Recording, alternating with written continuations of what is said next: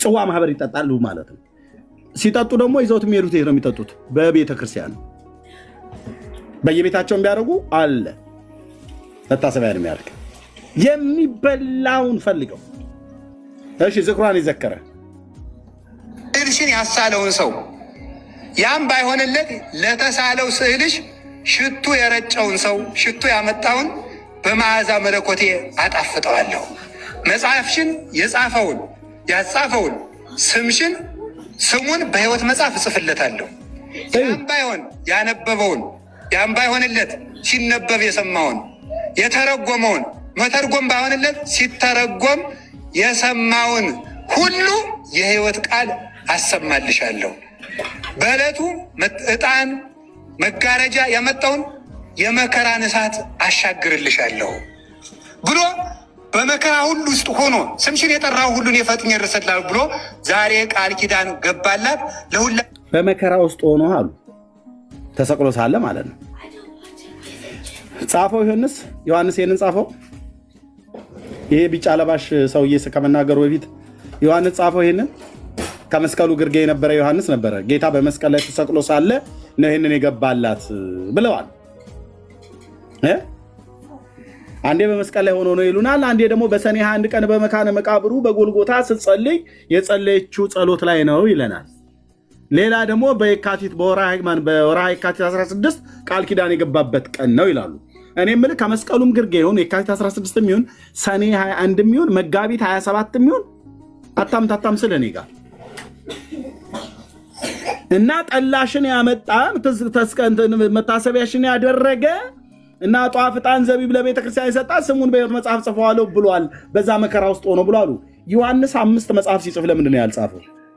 ከመስቀሉ ግርጌ አልነበረም እንዴ? ከጌታ መስቀል አጠገብ አልነበረም እንዴ ማርያምና ዮሐንስ አልነበረም ወይ? እና 5 መጽሐፍ ሲጽፍ ለምንድን ነው ያልጻፈው? ዮሐንስ የሚባል ሐዋርያ እሱ መናፍቅ ነው መሰለኝ አይደል? በኦርቶዶክሳውያን አባባል 5 መጽሐፍ ጽፎ 1 ወንጌል 3 መልእክታት 1 ራእዩን ጽፎ ራእዩ 1 3 መልእክታት 4 1 ወንጌል 5 በድምር ማለት ነው ጽፎ ማርያም ታማልዳለችም ብሎ የሚል የለም። ከሙታን ተነስታለችም ብሎ የሚል የለም። ቃል ኪዳን ገባላትም ብሎ በመከራ ውስጥ ሆኖ ተናገራትም ብሎ የሚል የለም።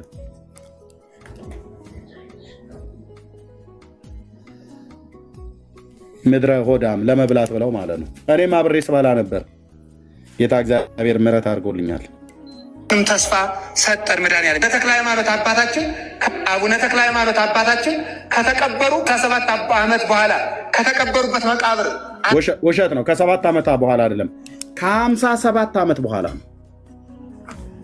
57 ዓመት በኋላ አቡነ ተክለ ሃይማኖት ከተቀበረ ከ57 ዓመት በኋላ ነው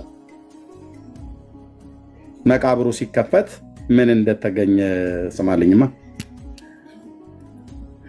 አቸው ሲፈርስ አጽማቸው የ25 ቀን ጎዳና አቡነ ተክለ ሃይማኖት አባታችን ከተቀበሩ ከ7 ዓመት በኋላ ከተቀበሩበት መቃብር አጽማቸው ሲፈርስ አጽማቸው የ25 ቀን ጎዳና ድረስ ሂዶ ይሸት ነበር።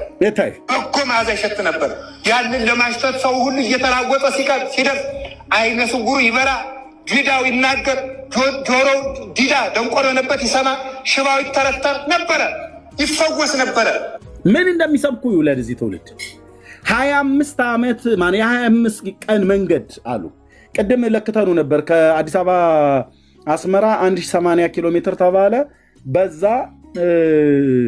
ወደ 57 ቀን ምናምን ነገር ወሰደ ሰው በቀን ውስጥ 30 ነው 20 ኪሎ ሜትር ቢጓዝ ብለን እና መቀሌ 780 ኪሎ ሜትር ከአዲስ አበባ የ27 ቀን ይወስዳል። እንደዛ ከአዲስ አበባ መቀሌ ማለት ነው። ስለዚህ የአቡነ ተክለ ሃይማኖት መቃብር አዲስ አበባ ሲከፈት አጽሙ ማለት ነው መቀሌ ድረስ እየተሰማ ይሄ የሸኖ ሜዳ አቆራርጦ ደብረ ብርሃን በል ሰሜን ሸዋን አጠቃላይ ወሎ ክፍለ ሀገርን አቋርጦ ደሴ ኮምቦልቻ ሁሉ በሙሉ እያሸተቱ ማለት ነው መቀሌ ድረስ የ25 ቀን መንገድ ያህል መዓዛውን ያሸቱት ነበራል።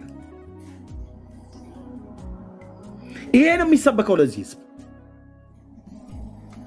እና መዓዛውን ያሸተቱ እውራን አይናቸው ይከፈት ነበር፣ ዲዳዎች ይናገሩ ነበረ ምናምን ነገር ብሎ ማለት የአንድ ፖለቲከኛ ሰው መቃብር ስለተከፈተ። አቡነ ተክለ ሃይማኖት ማለት ፖለቲከኛ እንጂ ጻድቅ ሰው አይደለም። ለሚጠይቀኝ ሁሉ መልስ አለኝ ስልህ ቆንጅዬ ፖለቲከኛ ነው። ቦተሊካ ሲቦተልክ ነው የኖረው። ፖለቲከኛ ነው፣ ጻድቅ ሰው ሳይሆን ፖለቲከኛ ነው። የደብረ ሊባኖሱ ማለት ነው። ለምን በለኝ፣ ቀጥታ የዛጎይን ስርወ መንግስት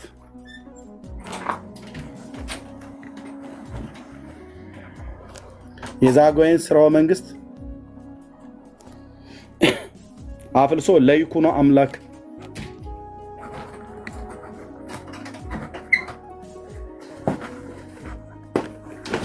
ወደ ሸዋ ለማስመለስ በተደረገ ጦርነት ውስጥ ቀጥተኛ ተሳታፊ የነበረ ሰው ነው። ተክለ ሃይማኖት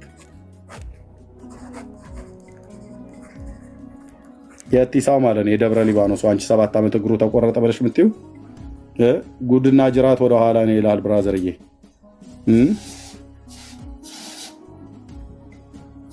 ለእኛ 7 ዓመት እግሩን ሲጸልይ ተቆረጠ አልክ አይደል?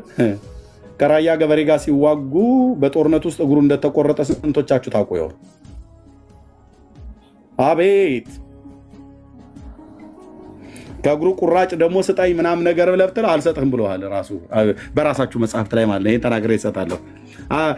ምንድነው ጊዮርጊስ ከደሙ ጠብታ ተክለ ሃይማኖትም ከስባር አጽሙ ስጠኝ ብዬ ስለው አልሰጥህም ብሎ አለኝ ይላል። ታዲያ ምን ያደርግልህ? ተክልዬ ጻድቁ ገደል እንዳክርማ የሚሰነጥቁ እያልክ ዝም ብለህ የባልቴት ወሬ ታወራለህ። ንስሐ አትገቡም? ወደ እግዚአብሔር ልጅ ወደ ኢየሱስ ክርስቶስ አትመጡ? ያው እንደዚህ ይላል መልክዓ ሥላሴ ላይ። መልክዓ ሥላሴ ይነበባል ስል መድኃኔዓለም ምስክሬ ነው።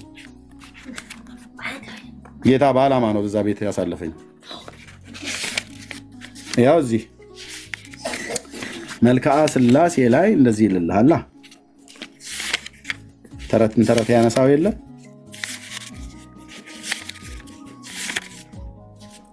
አዎ ያው እኔ በያዝኩት ገጽ 278 መረጃ ለንዋይ ውስጥ ምሕረተክሙ ብሎ የሚለው ላይ ማለት ነው። ለንዋይ ውስጥ ምሕረተክሙ አብ ወልድ መንፈስ ቅዱስ ሆይ ከውስጣዊ ባህሪያችሁ ከሚገኝ ቸርነታችሁ ሰላም እላለሁ። ስሉስ ቅዱስ ሆይ የትሩፋት አበጋዝ እንደመሆናችሁ የገድል ትሩፋት አጎናጽፉኝ። ከገድላቸው ገድል እሳተፍ ዘንድ በሄድኩ ጊዜ ጊዮርጊስ ከደሙ ጠብታ ሊሰጠኝ አልፈቀደም። ዋት ጊዮርጊስ ለእኔ ሞተ ብለህ ያልከው ሁሉ በሙሉ ገደል ገባ ማለት ነው። በራስ ትምህርት ከደሙ ጠብታ ሊሰጠኝ አልወደደም። ታዲያ ቢሰጥህስ የፍጡር ደም አያድንህ? የእግዚአብሔር ልጅ ደሙን ሰጥቶ አንተ የፍጡር ደም ምንድነው? በእኛ በገጠርኛው በገበሬው አባባል ቀልውጥ አትሄድ ይባላል። ምን ያስኬደህ? የጊዮርጊስ ደም ቢሰጥህስ ምን ሊያደርግልህ? አይጠቅምህ። የዘላለም ሕይወት የኃጢአት ስርየትን አይሰጥ። ያው ከደሙ ጠብታ ሊሰጠኝ አልፈቀደም። ተክለ ሃይማኖትም ከስባረ አጽሙ ከአጥንቱ ስባሪ አንዲት ስንጥርስ እንኳን ከልክሎኛል ይላል። ይሄው ነው በቃ። ምን ያደርግልህ? ተክለ ሃይማኖትም አልሰጥም። የአጽሜን ስባሪ የአጽሜን ቁራጭ ስንጥር ብሎ የሚለው እንጨት ስንፈልጥ የሚሰነጠር ነገር ተልጣ የምትወጣ በቀጭኑ ማለት ነው። ስንጥር ይባላል። እንኳን የተቆረጠው እግሩን ቀርቶ አይደለም ለአንተና ለአንቺ ስንጣሪውን እንኳን ከላው ላይ እንደዚህ የተቀለፈፈችውን እንኳን እሱን እንኳን ሊሰጠኝ አንዲት ስጥርስ እንኳን ከልክሎኛል ማለት ተክለ ሃይማኖት አጥንቱን ከልክሎኛል። ጊዮርጊስም ከደሙ ጠብታ ሊሰጠኝ አልወደደም ይላል። ስለዚህ በቃ እነዚህን ፍጡር ተዋቸው፣ አይጠቅሙም። ና ወደ ኢየሱስ ደሙን የሰጠህ እያለ አንተ የጊዮርጊስ ጠብታ የደሙ ጠብታ ትላለህ እንዴ? ምን ሊጠቅማቸው ወንድሞች እናቶች? የእግዚአብሔር ልጅ ኢየሱስ ደሙን እኮ ሰጠን፣ ስጋውን ቆረሰልን፣ ህይወቱን እኮ ሰጠን፣ እንኩ ብሎ ህይወቱን ሰጠን። ከሰማይ የወረደው እንጀራ ብሎ በሱ ስለማመን በስሙ በማመን የሚገኘው ማለት ነው። እዛ ቆመን ምን ስንል ነበር? ሰላም ለጽንሰትከ ወለልደትከ ብሩክ በበዓለ ቅድስት ድንግል ወመስቀለ ክርስቶስ አምላክ እያልን ስንል ነበር። ዳርያስ ኮተት ሰጣውን ጊዮርጊስ ተክለ ሃይማኖት የስባሪ አጽሙን የአጥንቱን ስባሪ ደሙን ከለከለኝ፣ እርግብግቢቱን ከለከለኝ። ለምን እኔ ምልህ ዘርአ ብሩክ ጥፍሩን ሰጥቶ ለምን ጊዮርጊስ ደሙን ጠብታ ከለከለ? ደብረ ሊባኖስ ሄደ ፍርፋሪ በልተህ ትጸድቃለህ ብለውህ እንዴት ከስባረ አጽሙ እንዴት ከልክሎኛል ብለህ ተክለ ሃይማኖትም ከስባረ አጽሙ አንዲት ስንጥር እንኳን ከልክሎኛል ይላል። ወግጅ እጅ ብሎ ማለት ነው ተክለ ሃይማኖት። አባቴ ከአጽም ስባሪ እስኪ ትንሽ ትሰጠኝ በርዛዘ ብሎ ማለት ነው ከልክሎኛል። እሰይ ተክልሻ ይህንን አድርገህ ከሆነ ደግ አደረክ። አላድንም እያለ ነው ማለት ነው። የእኔ አጽም ስባሪ ምንም አይጠቅማችሁም እያለ ነው። ግልጽ አይደለም? እንዲህ አማርኛው ግልጽ ነው። ተጠጣዋለህ አልኩህ ይህንን እውነት። ወደዛ ብለሃል ማለት ነው ተክልሻ። መቻል ነው እንግዲህ ብራዘር። እዚህ ጠዋት ፀሐይን እየሞክ ያው ለንዋይ ስጥምረትክሙ ስሉስ ቅዱስ ሆይ የትሩፋት አበጋዝ እንደመሆናችሁ የገድል ትሩፋት አጎናጽፉኝ ይላል። ምን ማለት እንደው ታውቃለህ? በስም በማመን ገድል ማለት ስለ ጌታ መከራ ስቃይን መቀበል ዋጋ መክፈል ማለት ነው። እና የገድል ትሩፋት አጎናጽፉኝ ጥሩ ራ ታዲያ እመን በጌታ ካመንክ በኋላ ጌታ ራሱ በጸጋው ስለሱ ተጋድሎ እንድትጋደል ያደርጋል ማለት ነው። ስለ ስሙ ጸንተ መከራን ስለመቀበል እና ስለ መጽናት እንድትጎናጸፍ ያደርጋል። ስሉስ ቅዱስ ሆይ አብ ወልድ መንፈስ ቅዱስ ስጡኝ ነው ያልከው፣ አጎናጽፉኝ ነው ያልከው። በጌታ አመን እግዚአብሔር በጸጋው ይሰጥሃል። ኦኬ። ከገድላቸው ገድል እሳተፍ ዘንድ በሄድኩ ጊዜ ጊዮርጊስ ከደሙ ጠብታ ሊሰጠኝ አልፈቀደም ይላል። ጊዮርጊስ ጋር ሄደህ ስጠን ጊዮርጊስዬ ከደም ጠብታ ትንሽ ለአመል ያህል ለመድኃኒት ያህል ወደዛ ዞር ብሎ ጊዮርጊስ አባረረ። ተክለ ሃይማኖት ጋር ደግሞ ሄደው ከስባሪ ከአጥም ጽባሪ አንዲት ስንጥር ጥንጥዬ ስንጣቂ ነገር ከአጥንተ ላይ ተክልዬ እንደ ተክልዬ የሸዋው በል የጎንደሩ በል የኦሮሞ በል የከምባታው በል በፍጹም አልሰጥም ከልክሎኛል።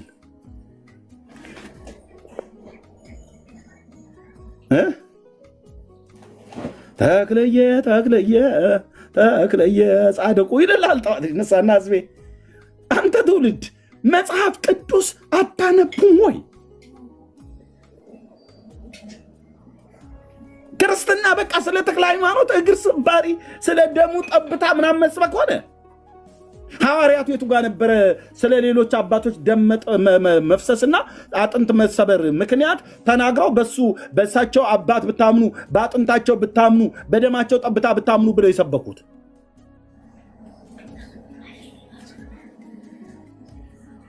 የለም። ትሰማለህ? የለም።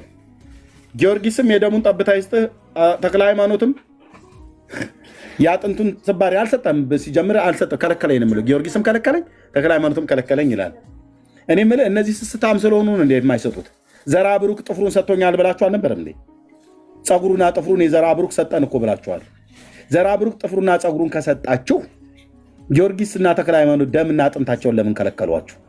ግማሹ ስስታም ግማሹ ቸር ስለሆነ ነው።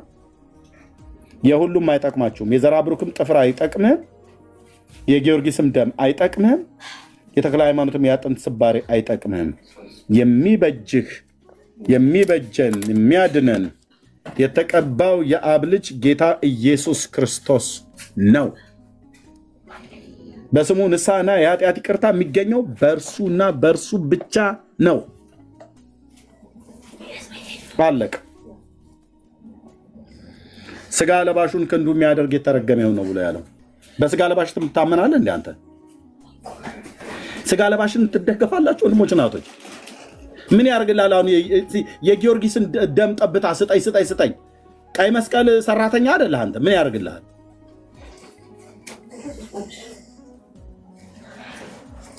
ደግሞ የደሙ ጠብታ ሴት ተገኘ። ሲጀምር በኢድራስ ተራራ ላይ 3 ጊዜ ፈጨው ምናምን ነገር ዱዲያኖስ ስትሉን አልነበር እንዴ? ደምስሶሙ ለአጽራሪ በጸሎት ከእሳት ከመደምሰስኮሙ ቅድመ ለሰብአ ነገሥት እያልን ከማለታችን በፊት የምንዋሸውን ውሸት በዜማም ከመዋሸት በፊት ቆም ብሎ ማሰብ ነው። አየህ፣ አቃጥለውታል እኮ ብላችኋል። ሲቃጠል አብሮ ስጋውን ከደሙ ጋር እኩል አይደል? ከነፍሱ አይደል ያቃጠሉት ይድራስ ተራራ ላይ። ከዛ አመዱ አይደል የተበተነ ያላችሁን እና የደሙ ጠብታ ከየት መጥቶ ነው የደምህን ጠብታ ስጠኝ እያላችሁ ስትለምኑ የተገኛችሁት? ቢሰጥህስ የጊዮርጊስ ደም ምን ይልበጅህ? የፍጡር ደም ኃጢአትን አያስተሰርይ።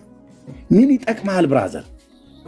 ከጊዮርጊስ ጥፍር ከጊዮርጊስ ደም፣ ከተክለ ሃይማኖት አጥንት፣ ከዘራ ብሩክ ጥፍርና ፀጉር፣ እንደዚህ በቃ ቆሻሻ ማለት የአባቶቼ አምላክ ጌታ ኢየሱስ ክርስቶስ እጅግ አድርጌ አመሰግናለሁ። በእውነት ከዚህ በዕውርነት ተመቶ በደመ ነፍስ ከሲኦል ከሚነዳ ማህበረሰብ መካከል የምሕረት አይኖች ስላዩኝ አሁንም እግዚአብሔር ይድኑ ዘንድ እውነትን ወደ ማወቅ እንዲደርሱ ትወዳለህና ሰዎች ሁሉ ይድኑ ዘንድ እውነትንም ወደ ማወቅ እንዲደርሱ ትወዳለህና ይህንን እውነት በወንጌል ላይ የተጻፈውን እውነትን በአንተ በመንፈስህ ኃይልና ጉልበት በማንም ፊት ሳናፍር ለቃል ታማኝ ሆነን እንድንሰብክ እንድናገለግል የምንናገረውንም ቃል እንዲሰሙ የሊዲያ ልብ እንደከፈትክላት ጳውሎስ የሚናገረውን ቃል እንድትሰማ ልቧን የከፈትክ እግዚአብሔር የምንናገረውን ቃል ሰምተው አስተውለው ለሕይወት የሚሆን ንስሐን ሰጥታቸው እነሱንም እንደኛ እንዲድኑ አይኖቻቸው እንድትከፍትላቸው በስምህ እንለምናለን። መቃብር አትፈልጉ፣ ጊዮርጊስን አትፈልጉ፣ እኔም ፈልጉ በሕይወትም ኑሩ ብሎ ያለው ብሉይ ኪዳን ላይ በነቢያት ሲጮህ የነበረ ማለት ነው። የእግዚአብሔር ልጅ ፈልጉት፣ እግዚአብሔርን ፈልጉ በሕይወት ትኖራለህ። ብራዘር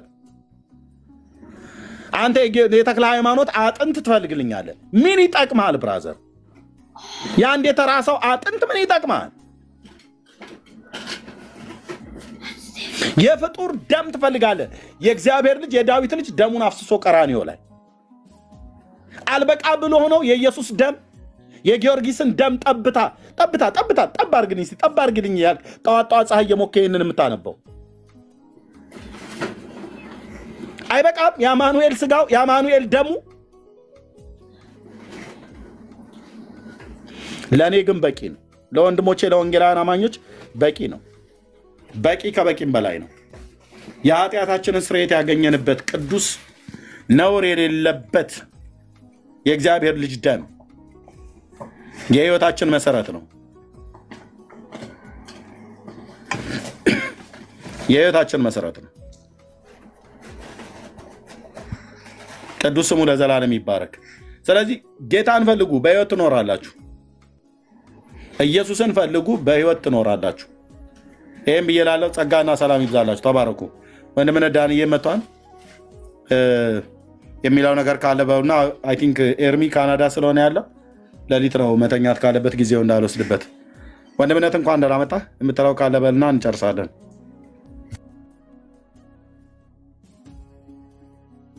እሺ ወንድምነት እንደምን አደራችሁ? እንደምን ዋላችሁ? በየሰዓት አቆጣጠራችሁ የጌታ ጸጋና ሰላም ይብዛላችሁ።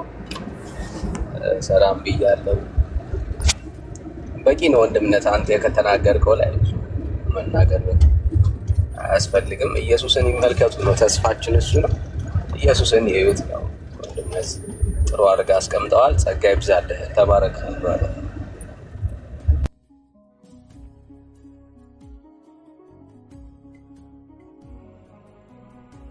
ተባረክ ዳንዬ። ኤርሚ ቅድም ያልከኝ ወንድሞች በውስጥ ሊያገኙ ከፈለጉ የዋትሳፕ ቁጥሬን የሰጠው ስጣቸው፣ ወይ ደግሞ አንተ ጋር የሚመጡ ከሆነ ገስት ላይ ተቀምጠው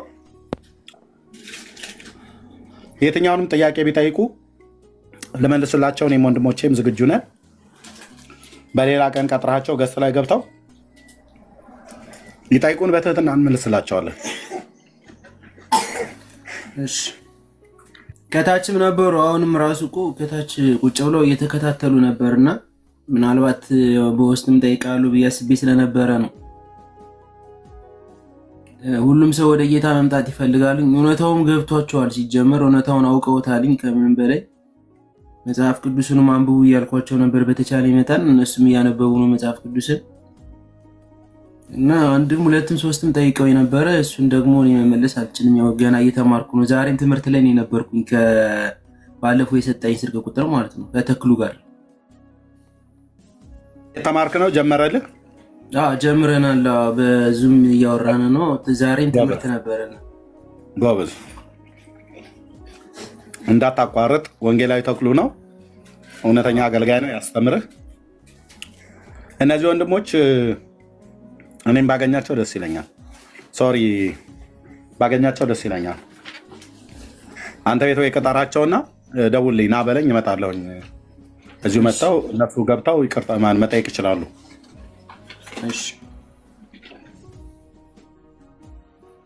እኔ ግን ባቴር ችግር የለውም፣ እኔ መቆየት እችላለሁ ከዚህ ጋር። አሁን እኔ ትምህርቱን ስለምፈልገው በተለይ አንተ ስታስተምር ደግሞ ደስ ብሎኝ ስለሆነ ስመማረው ነገም እንደዚህ ኦፍ ነኝ፣ ችግር የለውም መቆየት ከፈለግ። ምናልባት አሁን ከቻሉ ይምጡ። አደን የተወሰነ ሰዓት ደረሰ። ኦኬ እኔ ጋር ልጆችን ማስተኛበት ሰዓት ደረሰ። ነገ ቅጠራቸው ከዚህ ሰዓት ወደኋላ ቀደም ብዬ ማለት ነው። በእናንተ 6 ላይ ነው አይደል እራት የምትበሉት? 6 ላይ ነው እራት በልተህ እንደጨረስክ ማለት ነው። አሁን ስንት ነው? አሁን 12 ሰዓት ከ52 ማለት 1 ሰዓት እየሆነ ነው። ለሊቱ በኢትዮጵያ 7 ሰዓት እየሆነ ነው። አሁን ከምናወራበት ከ6 ሰዓት በኋላ እራት እንደበላህ 6-7 ላይ ካልጋሪ ነው አይደል ያለው? እኔ ካልጋሪ ነኝ። በቃ 7 ላይ እራት ምናምን ነገር በልተህ ካሉ አስገባቸውና ጥራን። እኔም እነ ዳንዬ ምናምን እንመጣለን። ሻራ አደርግላቸዋለሁ ወይም ደውዬ እጠራቸዋለሁ። ዳኒ ስልክህን አላስቀመጥክልኝም። እኔም ባለፈው አስቀምጣለሁ ብዬ እስካሁን አላወራንም ከዳኒ ጋር። ሊዮን አይተዋልኝ? ኤርሚ አስቀምጥልሃለሁ። ተባረክ። ጸጋ ይብዛልህ ወንድሜ፣ አመሰግናለሁ። ሊዮን አወቀው? ኤርሚ ማን ነው ሊዮ? ሊዮ ታች ያለው ማለት ነው። አንዳቸውን ከታች ላድርግና ላስገባው። እሱ ነው በደንብ እያስተማራቸው ያለው። እኔ አንዳንድ ጊዜ እንትን ሲል እሱ እየገባ በደንብ ያስተምራቸዋል። በላስተዋወቅ በደንብ ይወርድልህ። አስገባው። ሊዮ ከታች ሆኑና ሊዮ ላስገባው። እኔ ወርዳለሁ። ያው በደንብ ተዋውቁት። በጣም ስም ወንጌልን በደንብ ይሰብካልኝ። እሱ ነው በደንብ እስካሁን ድረስ እየተከታተለ የሚያስተምራቸው እሱ ነው እስካሁን።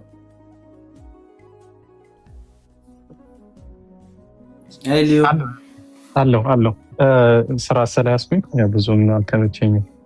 ለዛ ነው ያው ኤርሚን በደንብ እከታተላለሁ። ሰላም ላንተ። ሰላም ይብዛ።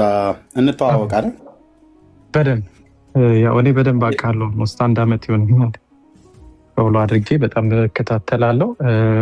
እዚህ ያሉትም አብዛኞቹን አውቃቸዋለሁ። ያ ወንጌልን ለማድረስ እንሞክራለን በተቻለን መጠን። አጋጣሚ የት ቤተክርስቲያን ነህ? አሁን ከኢትዮጵያ ወጣ ብያለሁ። በፊት ግን ስጀምር አማኑኤል ነበርኩኝ።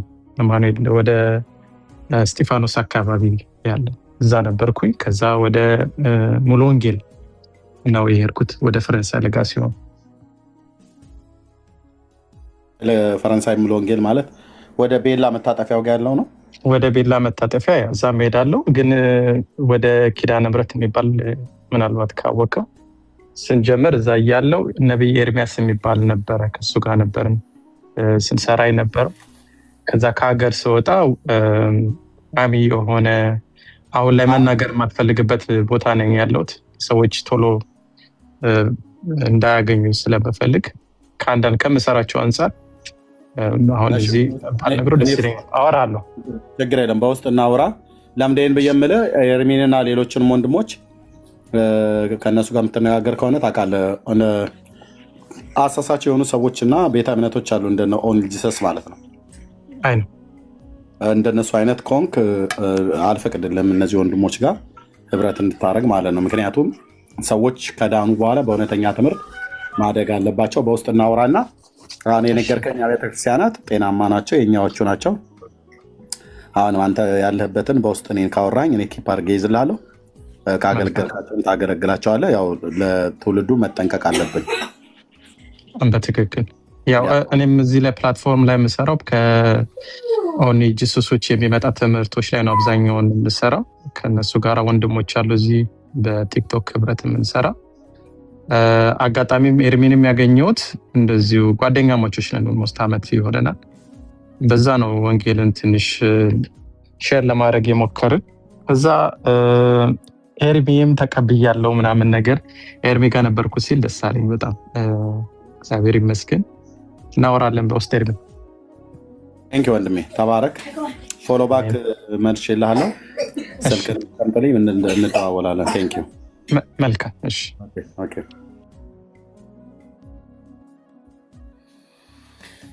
ተመስገን። እንኳን በደንብ ተዋወቃችሁ።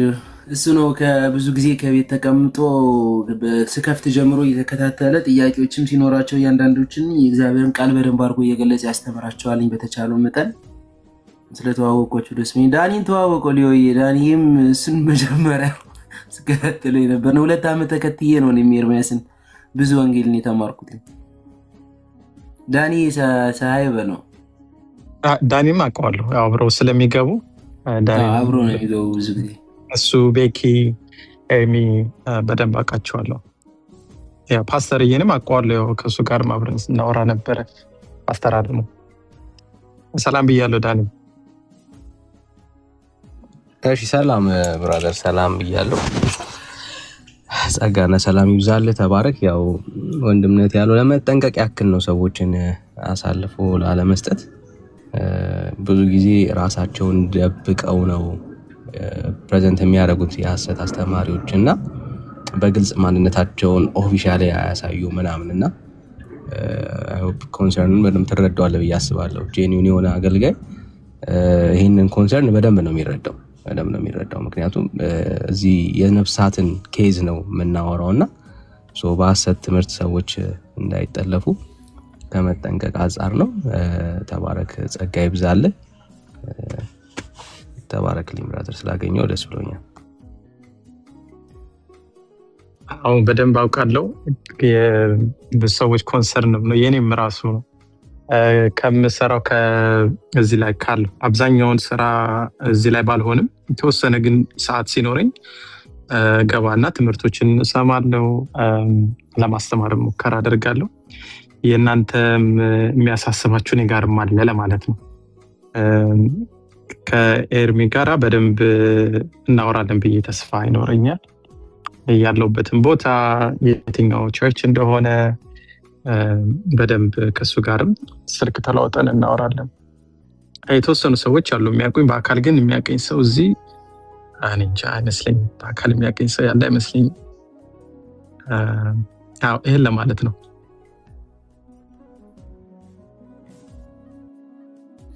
እኔ ሊዮን አውቀዋለሁ። እዚሁም ሚዲያ ላይ ባይብል አብረን እናጠና ነበረ። ኦልሞስት አሁን 1 ዓመት ሆነን። ሊዮ 1 ዓመት ይሆነናል መሰለኝ። አውቀዋለሁ ዳንዬ። እሺ፣ በጌታ ወንድማችን ነው። በደንብ ነው የማውቀው።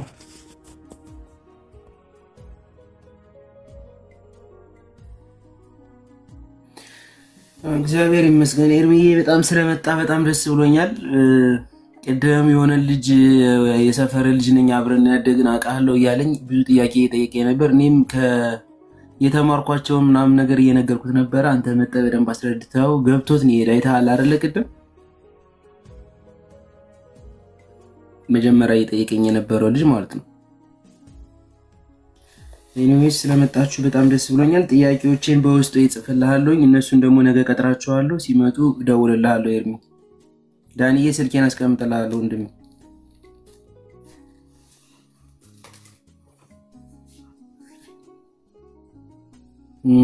ፓስተር አዲስ ተቀላቅሎናል። ሰላም ብያለሁ ፓስተር። ቅድም ሰላም ብዬ ነበር። ሰላም ለሁላችሁ ይሁን። አንተም ደክሞሃል መሰለኝ። ኤርሚም ልጆች ማስተኛበት ምናምን ብሏል። ዳኒ በረጅም ጊዜ ነው ያገኘው። ዳኒ ጌታ ኢየሱስ በጥቅ ያርግልኝ ወንድም አለም። ጌታ ኢየሱስ ሁላችሁንም ይባርካችሁ። ሲፋን፣ ሊዩ፣ ሩት፣ አንቴ፣ ማሪ እግዚአብሔር አምላክ ይባርካችሁ ሁላችሁንም። ኤርሚ ተናገሩነቱን ጌታ ኢየሱስ አብዝቶ ይባርከው ወንድም አለም እና እስቲ ደግሞ በጸሎት የምንሸካከም ሞር እንድ ሞር በርታ ወንድሜ፣ ሌላ ምንም አይደለም። በርታ በትክክል መድኃኒት አድርጎ እግዚአብሔር አስነስተዋል እና በቀደም አንድ ቦታ ላይ ጠይቀውኝ ነበረ ሰዎችና በቃ እግዚአብሔር እንደ ዶዘርም አድርጎታል። ይሄንን ወንድም ጫካውን ሁሉ ይመነጥራል እና እንደዛ ነው እግዚአብሔር፣ እንደዛ ነው። ኤርሚያስ እንደ ስምህ ነው። ኤርሚያስ እንደዛ ብሎታል ብሉይ ኪዳን ላይ ምን አለው እግዚአብሔር ኤርሚያስን? እነሆ ትነቅልና ታፈርስ ዘንድ ትተክልና ትገነባ ዘንድ ቃሌን በአፍህ ላይ አኑሬአለሁ ነው ያለው እና መንጥሩን ነቅሎም እንደገና መትከል እኔ ዲቴል አላቃቸውም እና ቅድም ስትናገር በጣም ነበር የምዳነቀው። አላቀውም። እኔ ትንሽ ልጅ ሆኜ ነው ከዚህ ከኦርቶዶክስ እንትን ያልኩት፣ ልጅ ሆኜ ነው ያውም ፈንክተውኝ ነው የወጣሁት። በዛ ወጥቼ ነው የቀረሁት። ካደኩ በኋላ ነው ጌታን ያገኘሁት። ብዙ ዲቴል አላቀውም እና ይሄ ሚዲያ ደግሞ ብዙ ኤክስፖዝ እንዲሆን አድርጓል። እግዚአብሔር ምህረቱን ያበዛልናል። ሆፕፉሊ በቅርብ ጊዜዎች ብዙ ነገሮች ተለዋውጠው በእውነት ጌታ ኢየሱስ ብቻ ይከበራል በቤቱ ብዬ አምናለሁኝና ተስፋችንም ይሄ ነው። ብራዘር በርታ፣ እግዚአብሔር አምላክ ጸጋውን ያብዛልን። ኤርሚዬ ስትገባ ልደውልልኝ ትችላለህ? ኦኬ እሺ፣ እኔ እደውላለሁ። አይ እኔ ሲጀምር ነገም ጠዋትም ስነሳ ምናልባት ነገ እረፍት ስለሆንኩ ስራዬን ጨርሼ እደውላለሁ። ያው እንግዲህ እኔም ከታችኜ የተማርኩትን 2 ዓመት በሙሉ ቁጭ ብዬ ተምሬ እግዚአብሔር የተመሰገነ ይሁን ብዙ ወንጌልን አውቄያለሁ። በተቻለ መጠን እግዚአብሔር የተመሰገነ ይሁን። እንግዲህ ሌላ ጊዜም ስከፍት እየመጣችሁ እናንተም ያላችሁን ሀሳብ ያላችሁን ትምህርት ለሌሎች አካፍሉ። ኤርሚዬ እግዚአብሔር ይባርክህ ብዬ መቼም ሁሌ ነው ማመሰግንህ ታውቃለህ። ዴን ተመልገዋለህ ያውም እንደዘጋ ነው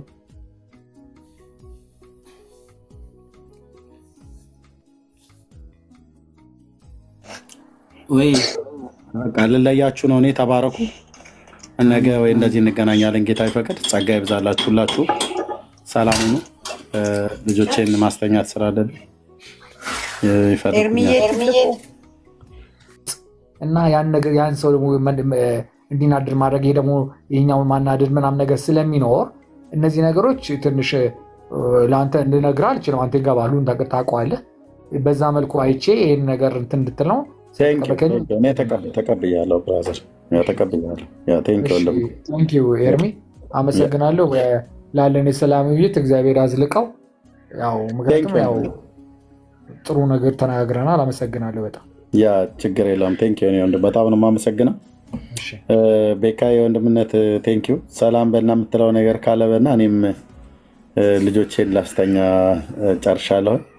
ዳንዬ ቴንኪው ወገን። ያ ወንድምነት ምንድን ነው? እግዚአብሔር ይባርከው። ይኸው አንተም ጌታ እግዚአብሔር አምላክ አብዝቶ ይባርክ። ዝም ብለህ ሁሉን ነገር በፖዚቲቭ መልክ ነው የተቀበልከው። ግን አንዳንድ ሰዎች አንተ ጋር የሌለውን ነገር ምላስ ላይ ያስቀምጣሉ። ለምሳሌ ክፉ ቃል አለ። ክፉ ቃል ማለት በጣም ከባድ ንግግር ነው እና ያን ነገር እሺ ብሎ ተስማምቶ አዎ ምናምን ብሎ ማለቱ ሰዎች ነገ ይኸው ክፉ ቃል እኮ እንደሚናገር ራሱ በራሱ አምኖ ተቀብሎት ይላሉ። በህይወት አድርገህ ማታውቀው ማለት ነው እና ጥንቃቄ ይፈልጋሉ። አሁን ንግግሮች ነው ምክር ላይ የሚወረወሩ ወይ ደግሞ የሚነገሩ ንግግሮች ቃላቸው ወይም ደግሞ ቃላታቸው እጅግ በጣም ወሳኝ ስለሆነ ማለት ነውና ክፉ ቃል ሲባል በብዙ ይፈታል፣ በብዙ ይተረጎማል እና በጭራሽ አንተ ክፉ ቃል ተናግረህ አታውቅም። በጭራሽ ክፉ ቃል ተናግረህ አታውቅም። ክፉ ቃል ካፍ ወጥቶ አታውቅም። በቃ የእግዚአብሔር መንፈስ ነው አንተ ውስጥ ያለው። እንደ እግዚአብሔር መንፈስ እንደበራህ በቃ እንደዛ ነው የምታገለግለው ስታነባቸው። ከዚያ ደግሞ ወደ ከእግዚአብሔር ቃል ከመጽሐፍ ቅዱስ ካስተገናኝ በጣም በጣም ከባድ የሆነ የተረገሙ ነገሮች ስታገኝ ብስጭት ይላል። በቃ ውስጥ ነው የሚቆጣው። ምን ማለት ነው? ልክ ነው። የሐዋርያ ጳውሎስ ልክ ውስጡ እንደተቆጣ ማለት ነው። መንፈሱ እንደተቆጣ እና እንደዛ ብትባቸው በቃ አለቀ። እና በጣም በጣም አንዳንድ ሰዎች ሆን ብለው አንተ ተስማማ ከዛ ቪዲዮ ይሰራሉ። ይኸው ለምሳሌ እዛ ጋር እኮ እንደዚህ ምናምን ብለው ክፉ ቃል እኮ ተናግሮ ያለውን ነገር ንስሐ ገብቶበታል አይነት ነገር። በጣም አደገኛ የሆነ ነገር ስለሆነ ነው። ፖለቲክስ እንዳይሰራበትም ስለፈለግ ነው። አንዳንድ ሰዎች ነገሮችን በየዋነት እንሰማቸዋለን፣ አንዳንድ ነገር ደግሞ እንከላከላለን። አይ እንደዚህ አይደለም ብለን ግን ራችንም ዲፌንድ እናደርጋለን ብዬ ነው ያምናለሁ። ከዛ አንግል ነው እኔ ክፉ ቃል አንዳንድ የምትናገሩን ክፉ ቃል ብሎ ሲል ጊዜ አልተመቸኝም። እኔ በኩሌ አንተ ወንድሜ አንድም ቀን ክፉ ቃል ተናግረህ አታውቅም። አንድም ቀን ማለት ነው። እና ብትቆጣን እኛን ነው፣ ብትቆጣን ለእኛ ነው። በአንተ ውስጥ ሆኖ የሚቆጣን፣ በአንተ ውስጥ ሆኖ የሚያስተካክለን፣ በአንተ ውስጥ ሆኖ መንገዳችንን እንድናረም የእግዚአብሔር መንፈስ ነው። ስለዚህ በህይወት ክፉ ቃል ተናግረህ አታውቅም። ሌላውን እንደ ምክር እንደ ሀሳብ መስጠት ይቻላል። መብቱ ነው። ግን ክፉ ቃል የሚለው ተወግዷል። ኤርሚ ተናግሮ አያውቅም። አንዳንዴ ምንድነው ወንድምና ቴንኪው ተባረክ።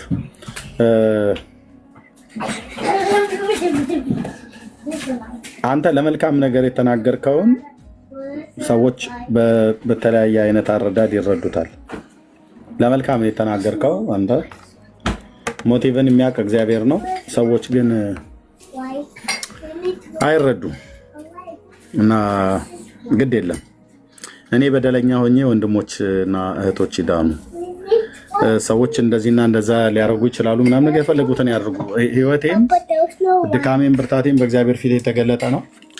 አብሬ በምኖረውም ህዝብ ፊት የተገለጠ ነው እና ዋናው ብቻ ጌታ ኢየሱስ ትውልድ ይወቅ። በጣም ነው ደስ ያለኝ ወንድሜ ሮያል መጽሐፍ ቅዱስን ለማንበብ እሺ ብሎ የሄደበትን ታዛዥነቱ በጣም ከበፊት ይልቅ እንደወደው አድርጎኛል። በቃ የጌታን ቃል የአምላካችንን ቃል ነው፣ የሱም የኛም የአምላካችንን ቃል ነው ለማንበብ ፈቃደኛ የሆነው አየህ። እና ጌታ ይባርክ። ኤኒዌይ እና ምንም ችግር የለውም። እኔ አሁን አንዳንድ ጊዜ ጠንካራ የሚመስሉ ቃላቶች የምናገራቸውን እነሱን በማሰብ ነው እና እውነት ነው ደግሞ መስተካከል ያለብኝን አስተካክላለሁ። ሰው ነኝና ስህተትን ማን ያስተውላታል? እና ከተሰወረ ኃጢአት አንጻኝ፣ የድፍረት ኃጢአት እንዳይገዛኝ ባሪያን ጠብቀኝ፣ በዛን ጊዜ ፍጹም ሆናለሁ፣ ከታላቁም ኃጢአት እነጻለሁ ይላል ዳዊትና ስህተትን ማን ያስተውላታል? ደግሞ ብዙ ንግግር ባለበት ስህተትም ስላለ ብዙ ንግግር መካከል እሱኛውን ቃል ነው ያለው ይመስለኛል ሮያል እንጂ እንትኑን ሀሳቡን መጽሐፉን ሙሉ በሙሉ ተው ምናምን ነገር አላለም። እንደዛም አልተውም ብሎ ቢልም ሮያል እንደዛም አላለም። ግን ቢልም አልተውም እንዳልከው ደግሞ ወንድምነት እንደዚሁ እነ ቆርጦ ቀጥሎች የፈለጉትን አሉ። የዛሬ 10 ዓመት የተናገርኩትን ከዛሬው ጋር አገናኝተው የሚሰፉ እና በቃ እነሱም እንደሚፈልጉት በዚህ ውስጥ ሜክ ያደረጉት ነገር ምንድን ነው ብዬ እንደዚህ አሰብኩኝ አንዳንድ ጊዜ ማለት ነው። አሁን አንድ ቪዲዮ ከኛው ከወንጌላውያን አማኞች ነን ባዮች ስማቸውን አሁን እዚህ መጥቀስ የማልፈልጋቸው ሰዎች ጌታ እግዚአብሔር ዘመናቸውን ይባርክ፣ አንድ ቪዲዮ ሰርተው አየው ስለኔ ማለት ነው። የወንጌል አማኞች ናቸው እና ቪዲዮ በትንሹ ከ4 እና ከ5 ቦታ ላይ የተወሰደ ነው። 4 እና 5 ጊዜ በተናገርኩት ላይ ከተለያዩ ቪዲዮዎች ላይ ተቀነጫጭቦ ምንድነው የተነገረ ነው። አንዳንዶቹን ቃላቶች መቼ የትና የትኛው ቦታ ላይ እንደተናገርኳቸው ስለማስታወሳቸው ማለት ነው። እና ምንድነው እነዚህ ሰዎች ጥቅማቸው ብዬ ስል ሁለት ነገር፣ ከምንም በላይ አንደኛው ጥቅማቸው አሁን በዚህ በቲክቶክ ዓለም ላይ ፎሎወርን ማብዛት ይፈልጋሉ። ፎሎወርን ማብዛት ይፈልጋሉ እና ሰው ፎሎ እንዲያደርጋቸውና ይሄን ያህል ሺህ ፎሎወር አላቸው ምናምን ነገር ተብለው እንዲባሉ ማለት ነው። በቃ እውቅና እና ፎሎወር ይፈልጋሉ እና ያንን ቪዲዮ እንደዛ ቆራርጦ ሲያስገቡ ሰው ገብቶ ይሰማዋል። ሲሰማው ወይ ብዙ ኮሜንት ያገኛሉ፣ የሚሰድብ የሚራገም፣ ከዛ ደግሞ ያንን ፔጅ ከዚህ በፊት አይቶት የማያውቀው ሰው ፎሎ አድርጎላቸው ይሄዳል እና አድርሱለት ለኤርሚያስ እየተባለ ቢሰሩ ቪዲዮዎች አይታችኋቸዋል አይደል? የኛው የወንጌል አማኞች ማለት ነው። ስሜን ጠቅሰው ምናምን ነገር ብለው ፎቶ ለጥፈው ቪዲዮ አድርገው ምናምን ነገር አድርሱለት ይላሉ። በጣም ደስ ከሚለው ነገር ግን አንዳንድ ሰዎች እንደው አለፍ ብዬ ካልሆነ በስተቀር በተለይ ፌስቡክ ላይ ያሉ ሰዎች ናቸው እንደዚህ አይነት የሚልኩልኝ። ቲክቶክ ላይ ያሉ አብዛኞቹም አይልኩልኝም። እንኳንም አላካችሁ አድርሱለት ይላሉ እና መልስ አልመልስም። አንዳንድ ፔጆች ፎሎሩን አብዝተውት ፎሎሩ ስለበዛ አይደለም ምን እንደሚጠቅማቸው አይደለም እና ፎሎሩ ስለበዛ አይደለም ከሰራዊት ጌታ ከእግዚአብሔር ዘንድ ሞገስ እና እግዚአብሔር ጸጋን ካልሰጠ በስተቀር ስንት ሺህ ፎሎወር ኖሯቸው ሲገቡ እኮ በጣት የሚቆጠሩ ሰዎች ናቸው የሚያዩቸው። ሞቲቫቸው ቆይ ወንድሜ ብራዘር አስገባኝ ብለህ ስላልክ ነው ያስገባው። ምንድን ነው ሰላም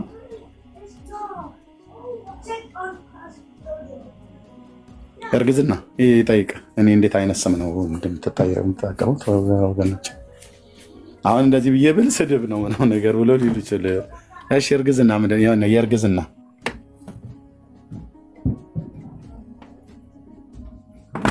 ኧረ እባክህ ስምህን 2 3 እንድጠራ አታድርግ። አሁን ስም ነው። አሁን ይሄ ሚዩትን አንሳ ብራዘር፣ ሚዩትን አንሳ እና አውራው።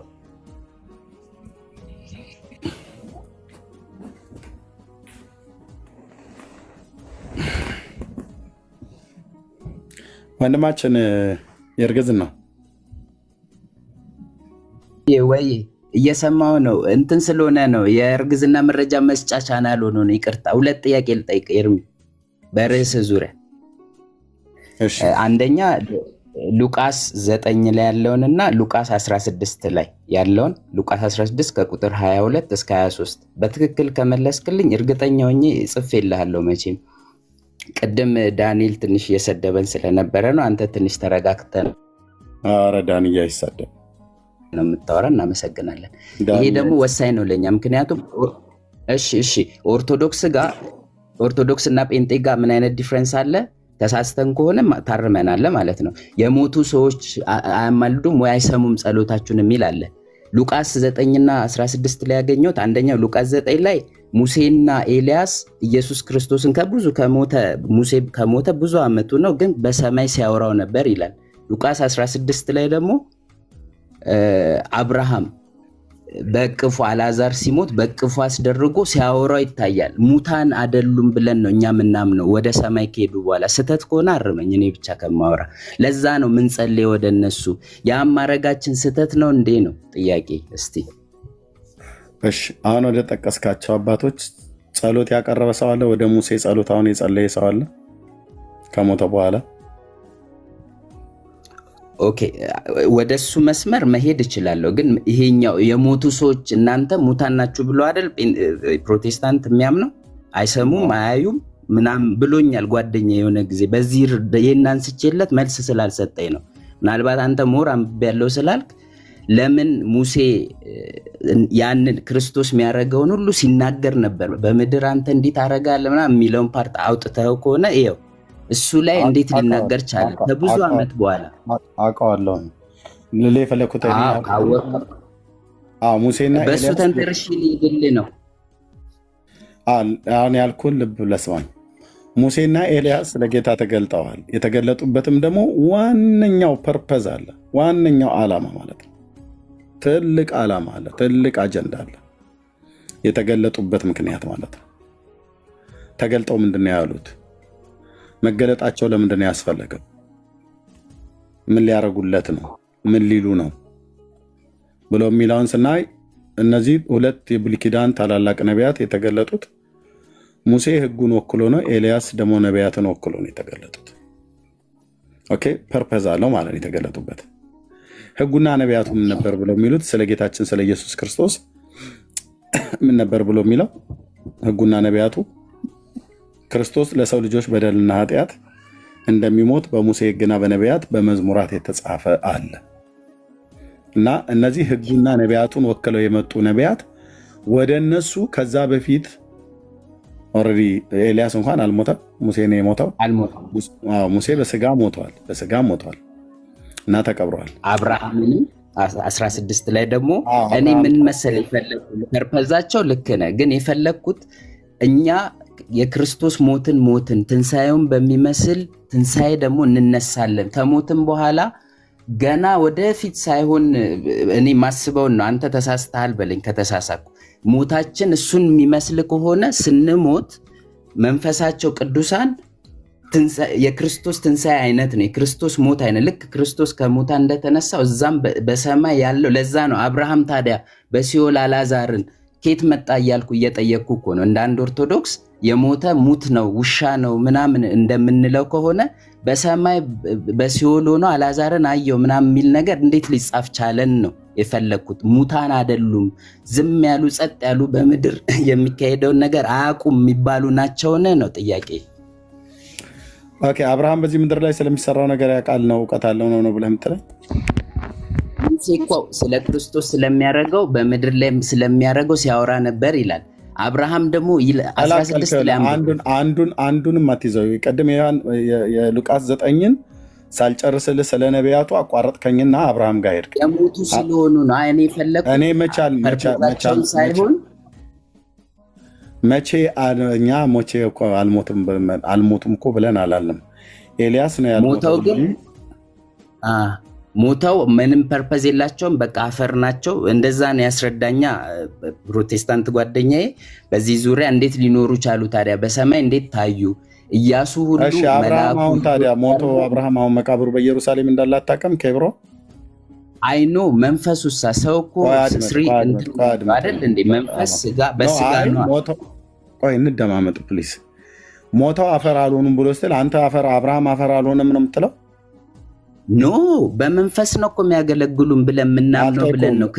አፈር ሆነዋል፣ ሞተው አፈር ሆነዋል ብለውኛል አልክ። አፈር አልሆኑም ነው ብለህ የምትለው አይደለም። ሞተዋል፣ በመንፈስ ግን መንፈሳቸው አለ በሰማይ አገልግሎት አለ።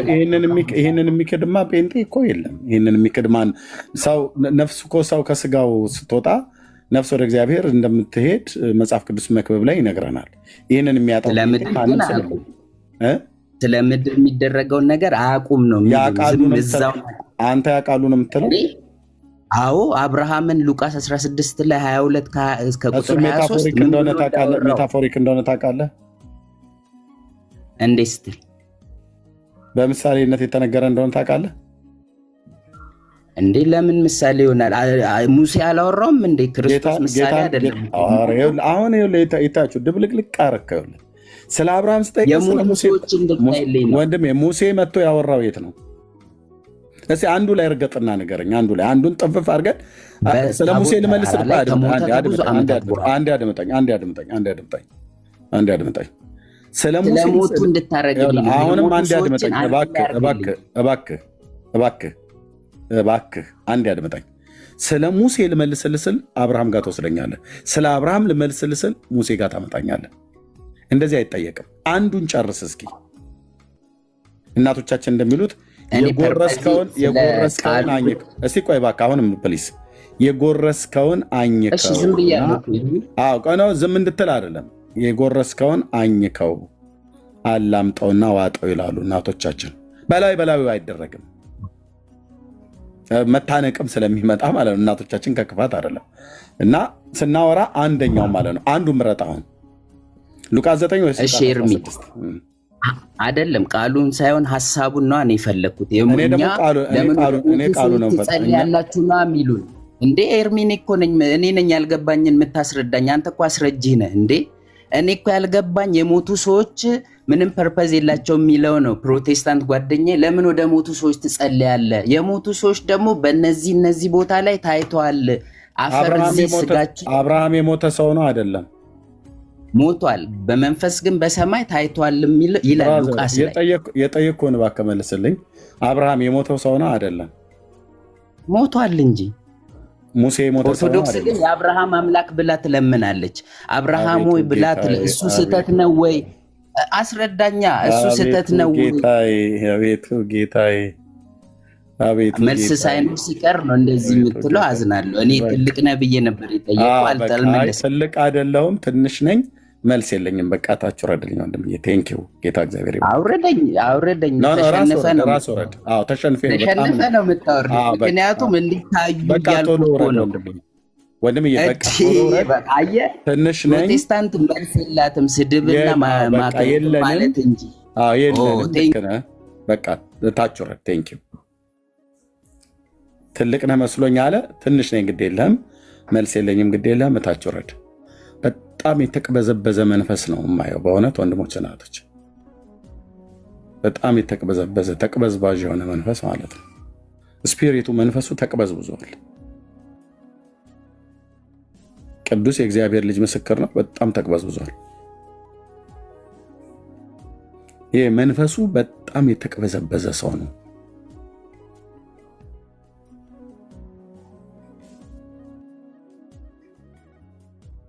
እና ምን ብዬ አስረዳዋለሁ? አይታችሁታል አይደል? ስለ ሙሴ ወንድምነት አየሁ አይደል? ስለ ሙሴ ጠይቆኝ ስለ ሙሴ እና ስለ ኤልያስ አላስረዳው፣ ስለ አብርሃም ያስገባዋል። ስለ አብርሃም ደግሞ ላስረዳው ስል ስለ ሙሴ ይመጣል። አንዱ ጋር ያቆሙ። ይሄ ተቅበዝባዥ መንፈስ ማለት ነው። እንዲህ አይነት ሰው ጌታ ካረዳ በስተቀር እንደዚሁ ተደነጋግሮ ነው ወደ መቃብር የሚገባው። መቼም ቢሆን አይረዳም። ሰው ቢያንስ አንድ ቦታ ላይ እንኳን አንዱን ሀሳብ አሁን የተነሱ ሁለት አባቶች ናቸው። የኖሩበት ዘመን የተለያየ ዘመን ነው። አብርሃምና ሙሴ የኖሩበት ዘመን ቢያንስ የ430 ዓመት የዘመን ርቀት አለ በመካከላቸው። የ430 ዓመት የዘመን ርቀት ያላቸው አባቶች ናቸው። በስጋ አልሞቱ በሰበሱ አሉ ብለህ ታዲያ አልበሰበሰም እንዴ? አብርሃም መበስበስን አላየም እንዴ? አይቷል እኮ። ሙሴ መበስበስን አላየም እንዴ? በስጋ ሞቷል እኮ። አልሞቱም ብሎ አሉኝ ፕሮቴስታንት ምናምን ነገር እንደዚህ የሚል ጴንጤም የለም ሲጀምር። አብርሃም አልሞተም ብሎ የሚላለ ወንድሞች ናቶች፣ ሙሴ አልሞተም ብሎ የሚላለ የለም ብራዘር። አሁን ጥያቄው ወደ አብርሃም ከምድር ሆኖ የጸለየ ሰው አለ ወይ ነው። እናንተ ከዚህ ከምድር ሆናችሁ ወደ ሰማይ እንጸልያለን ብላችሁ የምትሉት አይነት ብለን ብንላቸው የለም፣ አይጸለይም።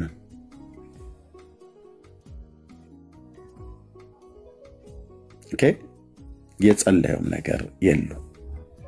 ስለዚህ ወደ አብርሃም ጸሎት ይቀርባል? በፍጹም አይቀርብም። ያዛ በወህኒ ማን ወንድነው በሲኦል የነበረው ሰውዬ እሱ እኮ የኃጢአተኛ ሰው እኮ ነው ሲጀምር። አብርሃም አባት ሆይ ነው ብሎ ያለው። እኔ ሰውየው ኦርቶዶክሳዊ አማኝ ይመስለኛል። ዝም ብዬ ስጠረጥር ነው ያልኩት። አይመስላችሁም? እንደዛ የኦርቶዶክስ አማኝ ይመስለኛል። ወዴት እንደሚጸለይ የማያውቅ ማለት ነው። ምክንያቱም እነሱ ናቸው ያገኙትን ሁሉ አባት ሆይ ብለው የሚሉት ማለት ነው። ወዴት እንደሚጸለይ የማያውቅ የኦርቶዶክስ አማኝ ይመስለኛል። አይጸለይም። አብርሃም አባት ሆይ ማረኝ አይባልም። አብርሃም አይምርም። ኦኬ ሶሪ፣ አብርሃም አይምርም። ምሕረትን የሚያደርግ እግዚአብሔር እንጂ አብርሃም አይደለም። ምሕረትን የሚለመነው ጌታ ነው። ስለዚህ ሙሴና ኤልያስ የመጡበትን ፐርፐዝ አያውቁም ብዙ ሰዎች። ወደ ሙሴና ወደ ኤልያስ ጸልዮ ያውቃል? ማንም። ራሳቸው ኦርቶዶክሳውያን ወደ ማርያም ይጸልያሉ አይደል? መጽሐፍቶቻቸው እኮ አትሰማም ነው፣ ጸሎት አትሰማም ነው ብሎ የሚለው። ታማልድልናለች ብለው ይላሉ። አታማልድም፣ አትሰማም፣ አትለምንም ነው የሚለው።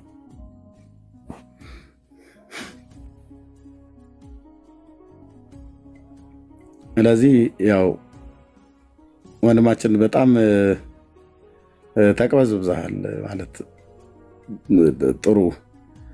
በቃ ፕሮቴስታንት መልስ የለውም ምናምን ነገር ትልቅ መስለህ ነበር። ትንሽ ነኝ። ፕሮቴስታንት መልስ የለውም። በቃ እንዳልከው ይሆንልህ። ቴንክ በቃ አንበሳ፣ የተዋህዶ አንበሳ አስታጥቆት መጣ ተብለህ ትባላል ማለት ነው። በቃ ጎበዝ። እርግዝና እዚህ ሳጨነግፍ መሄድ መድኃኒዓለም አስጥሎታል ዛሬ።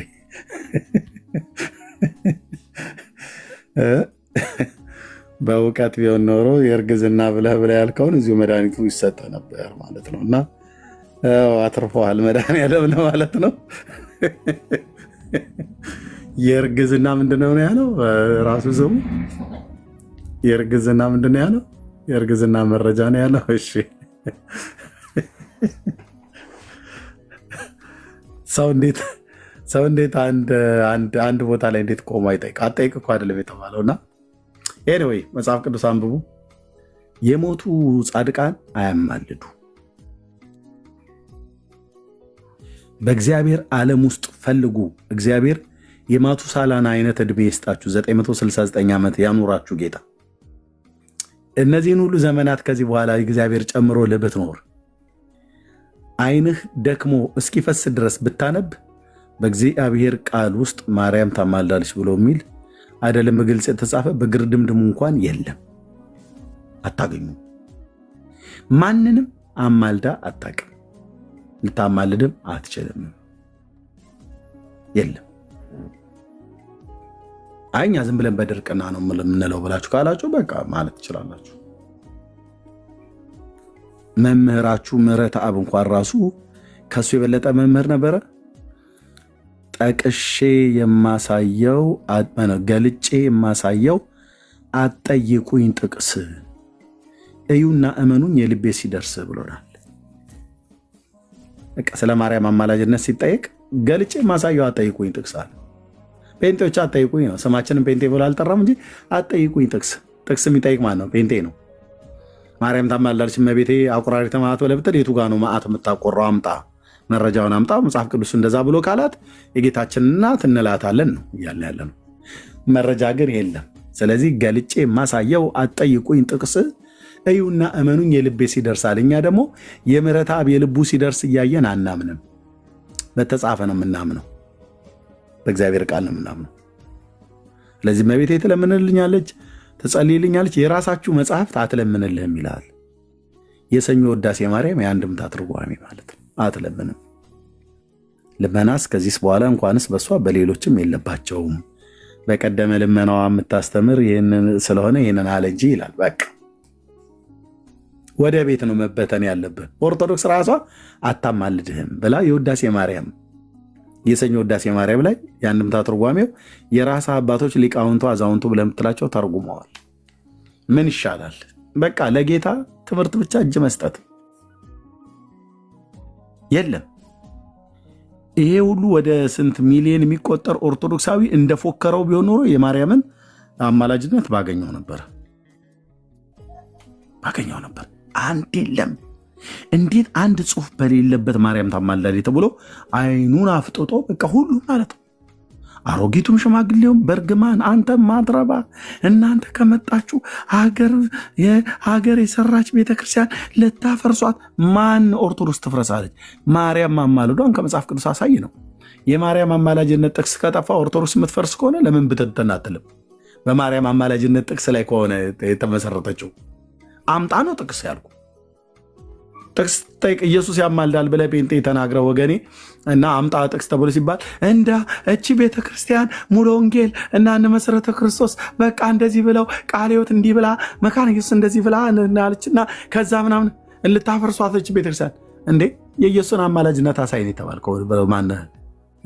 ወንድም አለ የኢየሱስን አማላጅነት ማሳየት ከመጽሐፍ ቅዱስ ላይ ሲያቀስ እንትን ሙሉ ወንጌል ልታፈርሳት ነው ብለህ ካልክ እንግዳው ይህንን ማታሳይ ከሆነ ትፍረሳ። ሙሉ ወንጌል ትፍረስ። አንድ ጥቅስ ማሳየት አቅቷት ልፈርስ ነው ብለህ ካለች ለምን ብትንትን አትልም? እውነት ላይ አይደለም የቆመችው ማለት እንላለና። ግን ሙሉ ወንጌል ብትጠየቅ የኢየሱስን አማላጅነት ታሳያለች። ኦርቶዶክስ ግን የማርያምን አማላጅነት አሳይ ተብላ ስትባል አያሳዩ። ለምን? የተጻፈ የለም። ሙሉ ወንጌል ከታምታም ታሳየው የተጻፈ ስላለ የኢየሱስን አማላጅነት አንድ ሁለት ብለን እናስቆጥራለን ማለት ነው። እየሳቁ ነው፣ እንደውም እየሳቅን ነው የምናሳየን። መጽሐፉ አንድ ቦታ አይደለም፣ ሁለት ቦታ አይደለም፣ ሶስት ቦታ አይደለም፣ አራት ቦታ አይደለም፣ አምስት ቦታ አይደለም። እንዳለ እኮ ነው የሚናገረው ስለ ኢየሱስ ክርስቶስ አማላጅነት፣ መካከለኝነቱ፣ አስታራቂነቱ፣ አማላጅነቱ በሊቀ ክህነቱ ስራ የተጻፈን መካድ ያልተጻፈላትን ማመን። ስለ ኢየሱስ ክርስቶስ አማላጅነት መጽሐፍ ቅዱስ ይመሰክራል፣ ተጽፏል። እሱን አያምኑትም፣ የተጻፈውን አያምኑትም። የተጻፈውን ይክዱታል። ለኢየሱስ አይባልም ይሉናል። ጳውሎስ ይባላል ካለ አንተ አፍህን ያዝ። ኦርቶዶክስ አትለውም ይላል። ማናት ኦርቶዶክስ? ማናት ኦርቶዶክስ? ትናንትና የመጣች ቤተክርስቲያን ማለት ነው። ትናንትና ማለት የዛሬ 1700 ዓመት ማለት ትናንትና ነው። ጳውሎስ እኮ አለው ነው ብዬ የዛሬ 2000 ዓመት ላይ ቆሙ። ጳውሎስ ካለ በቃ ኦርቶዶክስ ማለት ነው ያለባት። ጳውሎስ ያላለውን አለ ማለት፣ ጳውሎስ ያለውን ማለት። አሁን በኦርቶዶክስ ጳውሎስ ያለውን አይባልም። ኢየሱስ ያማልዳል አይባልም። ጳውሎስ እኮ አለው አይባልም፣ እኛ ግን አንለውም ይላል። አንተ ማነህ? እኛ ቤተክርስቲያን አትለው። ቤተክርስቲያን ማናት? በጳውሎስ መልእክት ላይ መስሎኝ የተመሰረተችው ቤተክርስቲያን ጳውሎስ መሰረቷ መስሎኝ በእነሱ ትምህርት በእነሱ በኩል የተመሰረተ ትምህርት ማለት ነው። መሰረቱ ክርስቶስ ቢሆንም በእነሱ በኩል የተሰበከው ቃል እኮ ነው መሰረቷ። ማለትኛ ቤተክርስቲያን ግን አትለውም ይላል። ቤተክርስቲያን እና ጳውሎስ ተጣልተዋል። ኦርቶዶክስና ጳውሎስን እኮ ማስታረቅ ነው። አሁን እኛ የቸገረን የጳውሎስ ይካዳል፣ የኦርቶዶክስ እኔን መኑኝ ትላለች የሚባል ነገር የለም። ጳውሎስ ብለዋል። አዎ በማን መንፈስ ነው ያለው? በእግዚአብሔር መንፈስ። በእግዚአብሔር መንፈስ ሆኖ ኢየሱስ ያማልዳል ብሎ ከጻፈ በዘመኑ ያለ ቤተክርስቲያን ተነስቶ ካቶሊክ ወይ ኦርቶዶክስ ወይ ጴንጤ ተነስቶ አይ ማለት እሱ ብሎታል፣ ግን እምልህ ይኸውልህ እኛ ግን አንለውም፣ ለእሱ እንደዚህ አይነገርለትም ብለህ ብትለኝ ማናንተ እነማናችሁ እናንተ እኛ እነማነን ይጠይቃል ማለት ነው። ሐዋርያቱ ያሉትን ዝም ብለህ መሰልቀጥ ያለብህ መዋጥ ማለት ነው። አለቀ።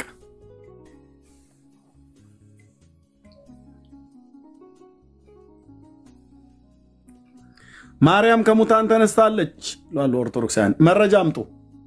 የለም የተጻፈ ወንድሞች እናቶች፣ ማርያም ታማልዳለች መረጃ አምጡ ከመጽሐፍ ቅዱስ። የለም። ማርያም በሁሉ ቦታ ትገኛለች መረጃ አምጡ ከመጽሐፍ ቅዱስ። የለም። ማርያም ልጅ ትሰጣለች መረጃ አምጡ ከመጽሐፍ ቅዱስ። የለም። ማርያም ቤዛይተ ኩሉ ዓለም ናት። መጽሐፍ ቅዱስ መረጃ አምጡ። የለም። ማርያም ሁሉን ታውቃለች፣ የልብ አውቃ ናት። መጽሐፍ ቅዱስ መረጃ ስጡን። የለም።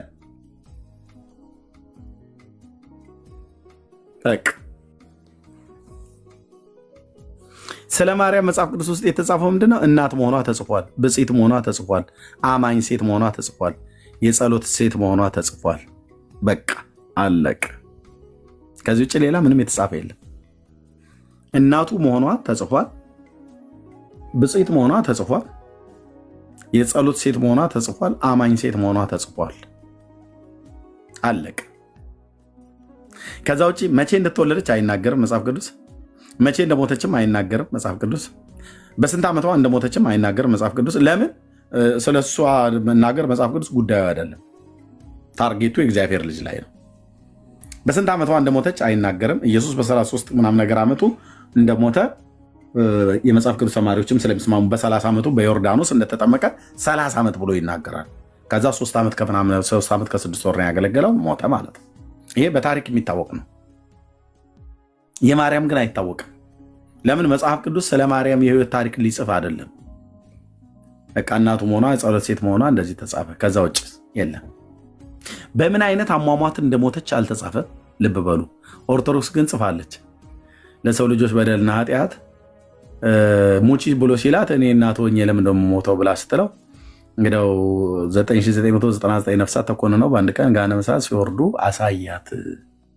እመቤታችንም እግዝእትነ ማርያምን እነዚህ ሰዎች ባዩት ሰዓት ላይ ለወዳጁ ማያዘን አንጀት፣ አንጀቱም አንጀት፣ አንገቱም አንገት አይደለም ብለው ከልጅሽ ከወዳጅሽ አስታርቂን ብለው ቢሏት እና ጌታችን ኢየሱስ ክርስቶስ ተቀበለው አይ እኔ እኮ ደቂቀ አዳምን ያዳንኩት ከገሃነመ እሳት ያወጣሁት ተገፍፌ ተገርፌ ሞቼ ተቸንክሬ አይደለምን?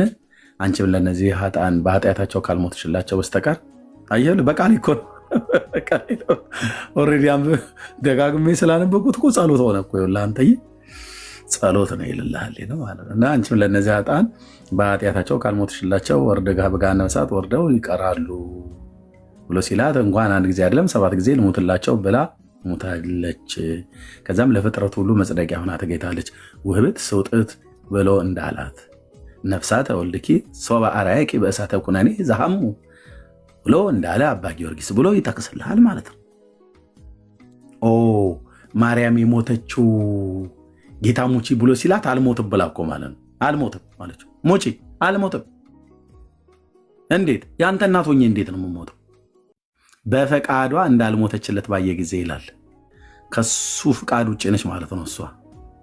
አየው እንዴት አይነት እኮ ተንኮል እንደሚሰሩ ከሱ ፍቃድ ውጭ ከሆነች እሷ ትቢተኛ ሴት ናታ ብለን እንድንል ማለት ነው። አይደለችም። ሺዝ ሃምብል አላለችም። ይሄ የኦርቶዶክስ የቡና ወሬ ነው። የቡና ወሬ ማለት የቡና ወሬ ማለት ነው። እሺ እንኳን ደህና መጡ ወይዘሮ አስረገድ ብለው እንደሚሉት ባለው በዚህ ስም የሚጠራ ሰው ካለ አይዶ ነው። አንዳንድ የሚመጡልኝ ነገሮች ወይዘሮ አስረገድ እንኳን ደህና መጡ። ደግነዎት? ደግ ነው። ሰላም ናቸው? ላሚቷ ወለደች እንዴ? አዎ ወልዳለች። ስንት ወለደች? አንድ ነው እንግዲህ። እሺ መልኩ ምንድን ነው? ወሬ ሲጠፋ ማለት ነው። የጥጃው መልክ ምንድን ነው? እዚህ አይ ወደ ጭራው አካባቢ ነጭ ነገር አለው፣ ግንባሩ ላይ ደግሞ ወደ ቦቅማ ነገር ይወስደዋል። እና መቼ ነው የተወለደው? ክርስትና አስነሱት እንዴ ብለው ወሬ ጥጃ ክርስትና ይነሳል እንዴ? ወሬ ሲጠፋ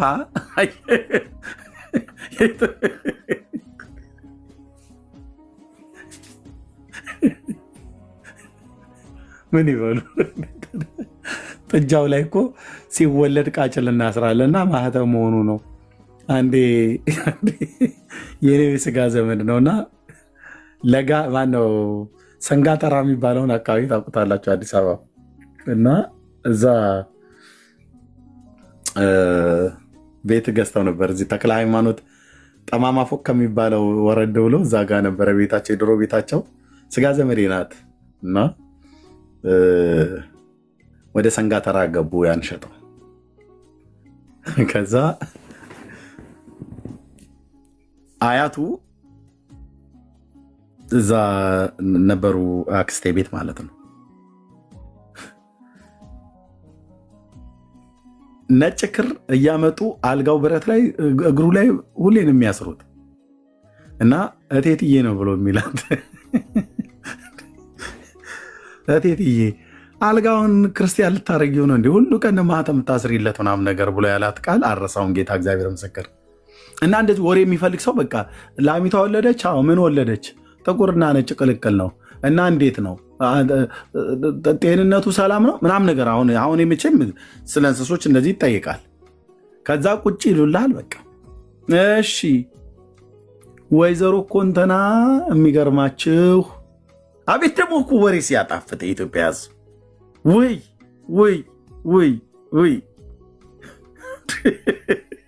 ይመትሩታል አልኩ። ቲያ በኋላ እንዲያማ ካደረገ ደግም አልሰራም ይሉልሃል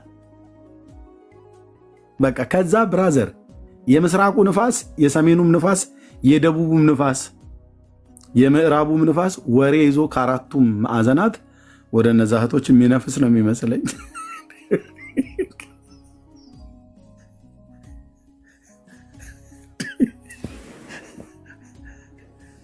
ትዕግስቴን የሚፈታተነኝ አልኩ እኔ። በቃ እንደዚህ ወሬ ልክ እሱኑ ነው የተጻፈው ማለት ነው ገድል ላይ ማለት ብቻ የሚጠበቅብህ እያነበብክ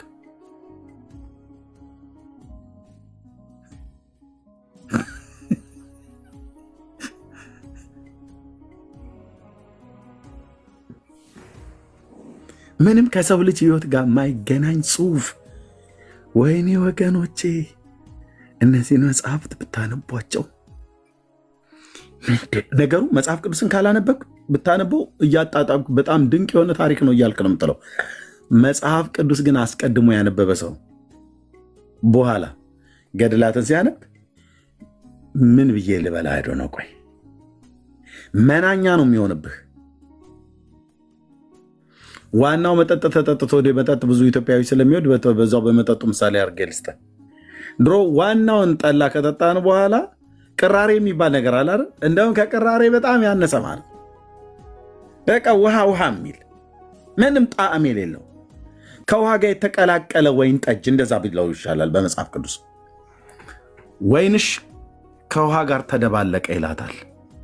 ማለት ምን ማለት ነው ታውቃለህ? ጣዕም አጣ ማለት ነው። ወይን ከውሃ ጋር ቀላቅለው አጠጣሁም።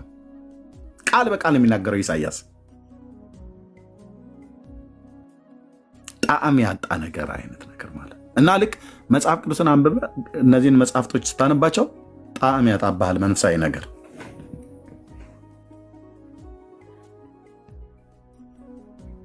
አዎ መናኛ ማለት ነው። ሄሉ ልክ ነሽ። እንደ ገሊላው ቃና ሰርግ ማለት ነው። መናኛ ይሆናል ማለት ነው። መጽሐፍ ቅዱስ እስካላነበብክ ወርቅ ነገር በቃ ያነበብክ ነው የሚመስል። ምክንያቱም ሚዛን የለህም። ሚዛን በሌለበት የነገሩን እውነተኝነት አታውቅም፣ እንደዚሁም ደግሞ አይታወቅም፣ እንደዚሁም ደግሞ ምላስም ጥሩ አድርጎ የማይለይ ከሆነ ጣፋጭና ሻካራውን አይለይም ማለት ነው። እና መጽሐፍ ቅዱስ አንብቡ ፕሊስ ፕሊስ። በጌታ በጌታ በጌታ በጌታ ልለምናችሁ፣ የሰው ልጅ የሆነ በሙሉ መጽሐፍ ቅዱስን አንብቡ።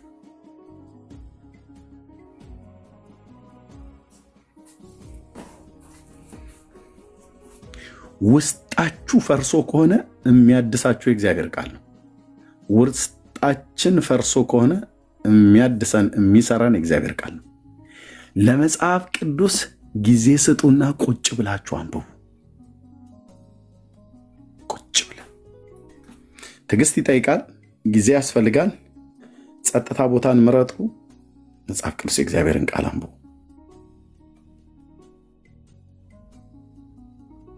እመኑኝ ወንድሞቼና እህቶቼ፣ ይኸውልህ መጽሐፍ ቅዱስን በጌታ ልለምናችሁ፣ በጌታ በቃ እኔ ነገ እንኳን የሰው ህይወት ምን ያህል ዘመን እንደሚኖር አይታወቅም።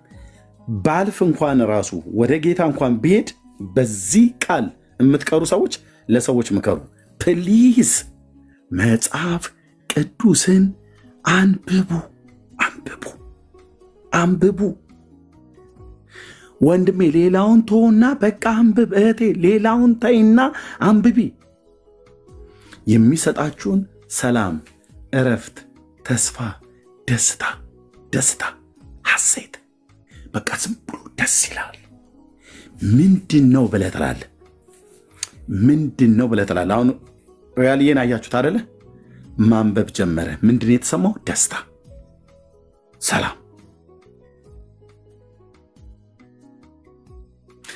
በቃ ዝም ብለህ እሱን ሰኞም፣ ማክሰኞም፣ ረቡዕ፣ ሐሙስም፣ አርብም፣ ቅዳሜም፣ እሁድም፣ መስከረም፣ ጥቅምት፣ ህዳር፣ ታህሳስ ዘመናት ይቀያየሩ።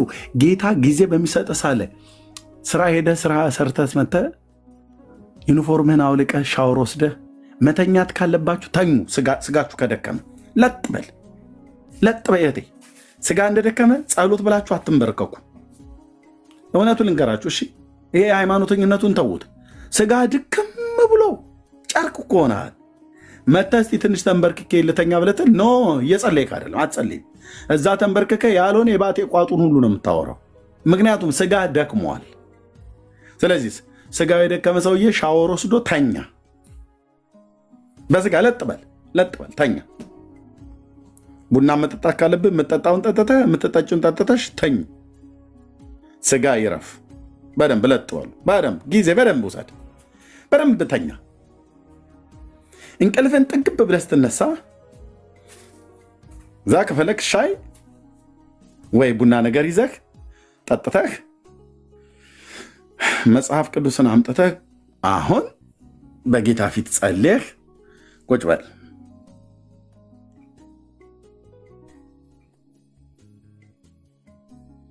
ምን ይሰማል? አሁን ዝም እያለሁ እኔ ቤት ውስጥ ምን ይሰማችኋል? እስኪ ንገሩኝ።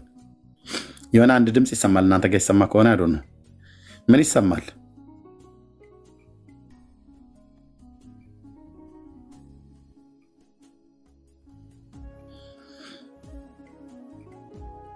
እየጠበቅኩ ነው። ምን ይሰማል? እኔ ቤት ውስጥ አሁን በዚህ ሰዓት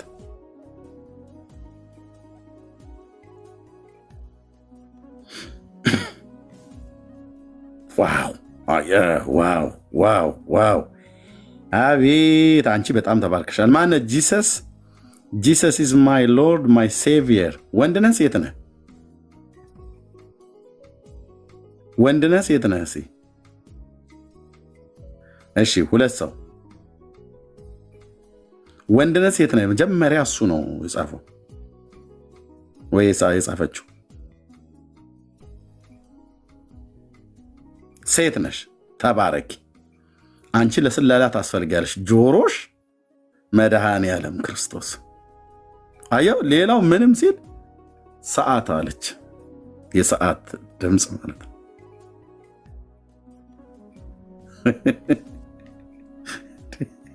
የግድግዳ ሰዓት አይደል? አየው በምን ያህል አሰማም እንደሰማች።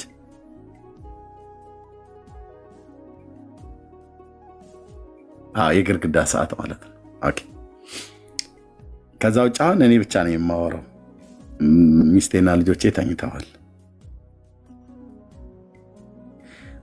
እናንተ ጋር ባልኖር በዚህ ሰዓት መጽሐፍ ቅዱስ እያነበብኩ ከሆነ እንደዚህ ነው የሚሆነው። ይኸውልህ እንደዚህ ነው የሚሆነው። ቀጥላችሁ ስሙት። እንደዚህ ነው የሚሆነው።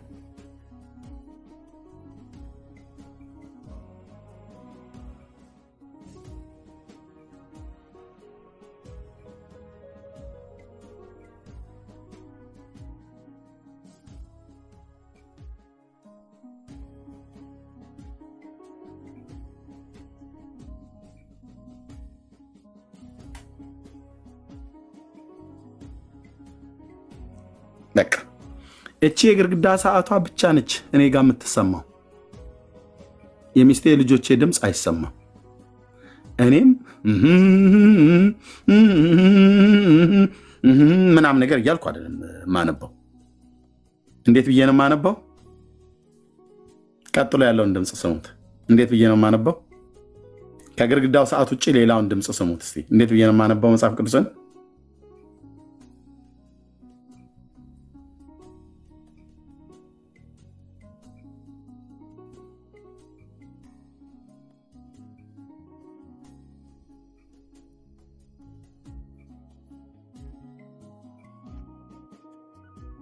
አቤት ጌታ መንፈስ ቅዱስ ሲወደው ብለህ ሀሳብህን ሰብስበህ ማለት ነው።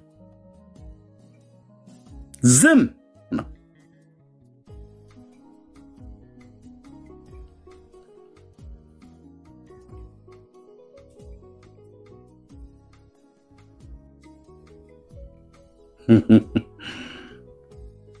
በጌታ በጌታ በጌታ በጌታ የጌታ ለምናችሁ መጽሐፍ ቅዱስን አንብቡ። የጌታ ቃል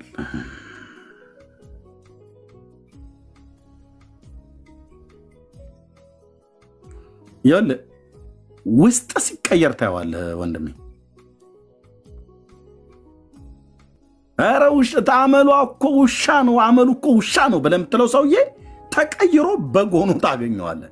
ራሱ የአምላክ ቃል ይቀይረዋል። ጊዜ ሊወስድ ይችላል።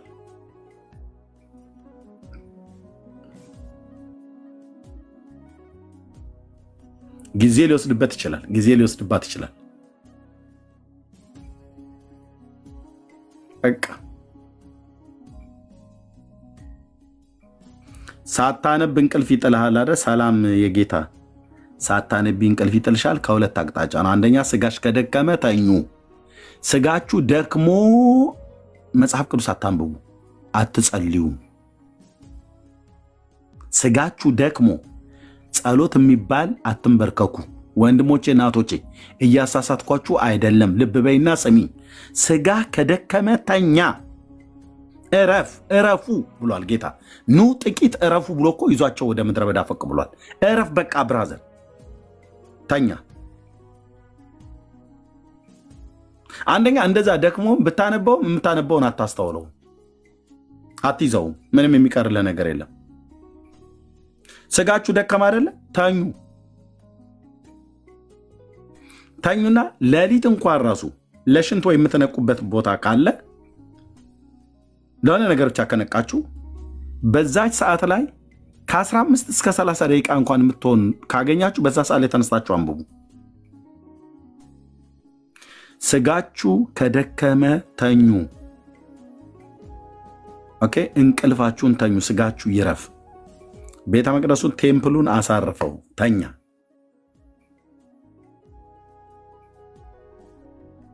ልክ ስትነቃ እንቅልፍ ጫና ከሌለብህ። ሁለተኛ እንቅልፍ የሚያመጣው ያ ምናምንቴ ነው፣ አጋንንት ማለት ነው።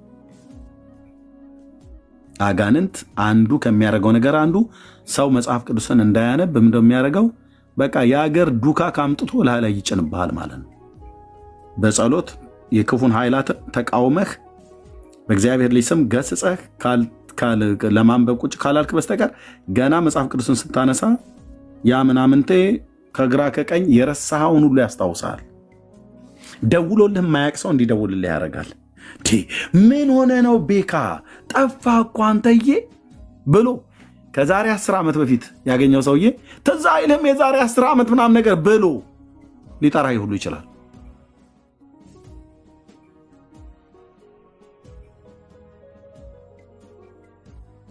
ወይ ደግሞ የጠፋብሽ ዕቃ ረስተሽው የነበረው ትዝ ይልሻል የቱ ጋር እንዳስቀመጥሽው። እኔ በህይወት ያየሁት ነው ወንድሞች እናቶቼ፣ ስንት ጊዜ ረስቼው የነበረው ነገር ትዝ እና ወዲያውን ተነስቼ እጄ ለቃው ብዬ ያቆምኩበት ጊዜ ያለ የመጽሐፍ ቅዱስን ማንበብ። በኋላ ግን ገባኝ። እንዴ እኔ መጽሐፍ ቅዱስን ላነብስል ነው እንዴ እንትን የጠፋው ሲኒ ሁሉ ትዝ የሚልሽ? ያንን ጣባ የት ነበር ያስቀመጥኩት? አዋዋ መጣልኝ አያገርም ብሎ ጣባ ፍለጋ። ከዛ ሄደሽ ታገኝ እኮ ሸረሪትራው ላይ ልጆቿን ሁሉ ድራበታለች፣ ሸክላው ማለት ነው። እና ሰይጣን የሚፈልገው ሸክላው እንደው በጣም የሚጠቅምሽ ነገር ሆኖ ሳይሆን ከመጽሐፍ ቅዱስ በሌላ ጊዜ ቁጭ እስቲ እንኳን የጠፋው ሸክላ አይደለም ልጆቹ እንኳን ቢጠፉ ራሱ እንኳን ትዝም አይልሽም። ነቄ ነው ማለት ያለበት በሰይጣን ላይ ማለት ነው። ሰይጣን ከማይወደው ነገር አንዱ ወንድሞች እናቶች፣ ከማይወደው ነገር አንዱ ቁጥር 1 የእግዚአብሔርን ቃል ማወቅ፣ ቁጥር 2 ጸሎት። ጸሎትን አይደለም የሚፈራው። በመጀመሪያ እውነቱን ልንገራችሁ፣ ጸሎትን አይደለም ሰይጣን የሚፈራው። ሰይጣን የሚፈራው ሰው የአምላኩን የእግዚአብሔርን ቃል። ኤርሚያስ እያሳሳትከን ነው። ምን ማለት ነው? ፓስተሮቻችን እኮ በሙሉ ዋናው ጸሎት ነው ብለውናል ይላል። እኔ ወንድሜ ዋናው ጸሎት አይደለም፣ ዋናው የእግዚአብሔር ቃል ነው። ኤርሚያስ አሳች በለብተር የፈለከውን በል ለሚጠይቀኝ ሁሉ መልሳለኝ። ዋናው ጸሎት አይደለም፣ ዋናው የእግዚአብሔርን ቃል ማወቅ ነው። እንዴት ኤርሚያስ ብለህ ካልከኝ የእግዚአብሔር ቃል ሰይፍ ነው? ሰይፍ አይደለም፣ ሰይፍ ነው። ኤፌሶን 6 ላይ የእግዚአብሔር ቃል ጋሻ ነው? ጋሻ አይደለም፣ ጋሻ ነው። ጋሻና ሰይፍ ሳትይዝ ታዲያ ጸሎት ጦርነት ላይ ትገባለህ እንዴ? እርግብ ግቢትህን ይልሃል ጂኒ መጥቶ ይደፋሻል። እዛው መጥቶ ማለት ነው በእንቅልፍ ያዳፋሻል።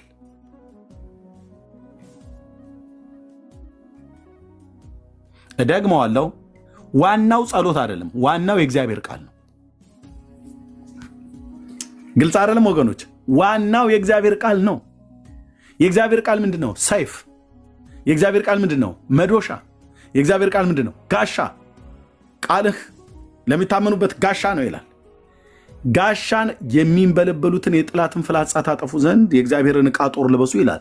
የእግዚአብሔርን ዕቃ ጦር የሆነው መጽሐፍ ቅዱስን ሳትለብስ፣ የሰላምን ወንጌል ሳትጫማ፣ ቅዱስ ቃሉን የመንፈሱን ሰይፍ ሳትይዝ፣ ጋሻ የሆነውን የእግዚአብሔርን ቃል ሳትይዝ፣ ሰይፍ የሆነውን የእግዚአብሔርን ቃል ሳትይዝ ጸሎት ላይ ስትንበረከክም እንደምትሆነው ምን እንደምትጸልይ ታውቃለህ? የኔ አያት እንደምትጸልየው ሸረኛ ምቀኛን አታሳጣኝ ቸሩ መድኃኔዓለም ብላ እንደምትለው ማለት ነው። አሁን ጸሎት ነው ቧልት ነው ወይስ ምንድን ነው? እና ሸረኛ ምቀኛን ሌላ ደግሞ ምንድነው የእናቶች ጸሎት ተብሎ የሚባል የሆነ አንድ ቃል ነበረ ብለው የሚሉት በቃ እንደሱ አይነት ጸሎት ማለት ነው። እና ጠዋት ተነስተ ሸረኛ ምቀኛ አታሳጣኝ ብለህ ብትል ይሰበሰቡልሃል፣ እንዳለ ይመጣልሃል ሸረኛ ምቀኛ። ከዛስ በምን ተበትነዋለህ? ጨጓራዬ ላጠኝ የጎረቤት እና ቀጥሎ ወደምን ትገባለህ? ወደ እርግማን ማለት ነው። በደፋው መድኃኔዓለም ብሎ ወደሚል እንዲህ የሚባል ነገር የለም። ሸረኛ ምቀኛ አታሳጣኝ የሚባል ጸሎት እንደ ኧረ ወደዛ ያዝልኝ፣ ወደዛ ያዝልኝ። አንዱ ቸርች ውስጥ እየተለየ ያለ ተሰብሰቡ በኋላ ሰይጣንን ማለት ነው። በምስራቅ ያላችሁ፣ በምዕራብም ያላችሁ፣ በሰሜንም በደቡብም ያላችሁ በሙሉ ተሰብሰቡ በኋላ እና ከፍ ባለ ድምፅ ነው የሚጸልየው።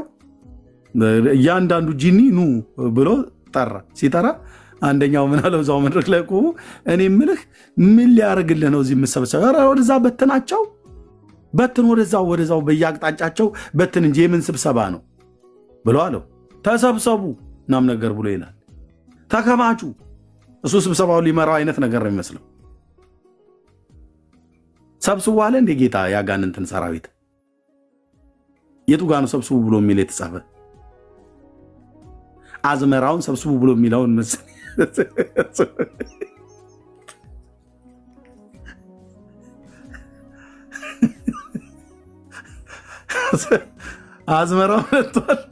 አዝመራው ነጥቷል ሰብስቡ ብሎ የሚለውን ተሰብሰቡ ይላል።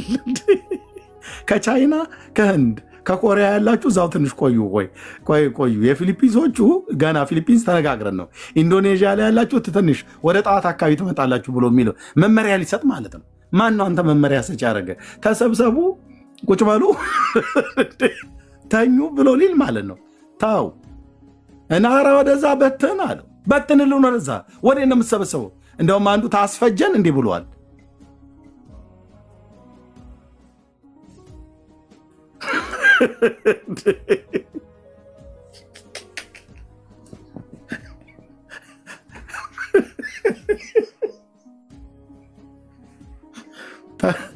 ፓስተሬ ነው ሲያወራ የሰማሁት።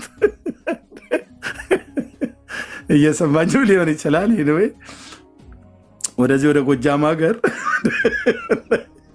የሆኑ እናት ቸርች ውስጥ አጋንንት ሲገስጹ በጣም እንትን ናቸው። ተቆጠጠ ሄዳ ናውጣ እያሉ ማለት ነው። ከዛ ምን ቢሉ ጥሩ ነው። አንድ ቀን ልጁ ሰውየው ላይ ሲጸልዩ ክፉ መንፈስ ማኒፌስት አደረገ እና አይ ቲንክ ወደ አፉ አካባቢ ትንሽ ከንፈሩን አሰፋው ይመስለኛል። ሲጮህ ማለት ነው እየጠመዘው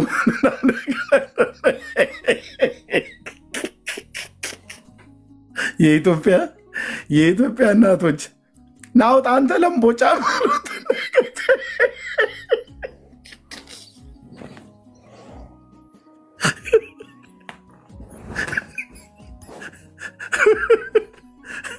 ናውጣ ሄዳ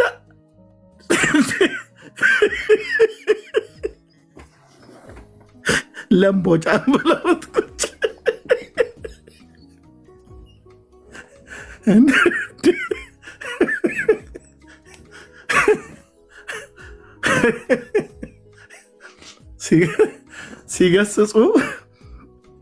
ሲገስጹ ክፉ መንፈስ ማኒፌስት ሲያደርግ ያው ሰዎች እንዴት እንደሚያደርጋቸው አይታችኋል።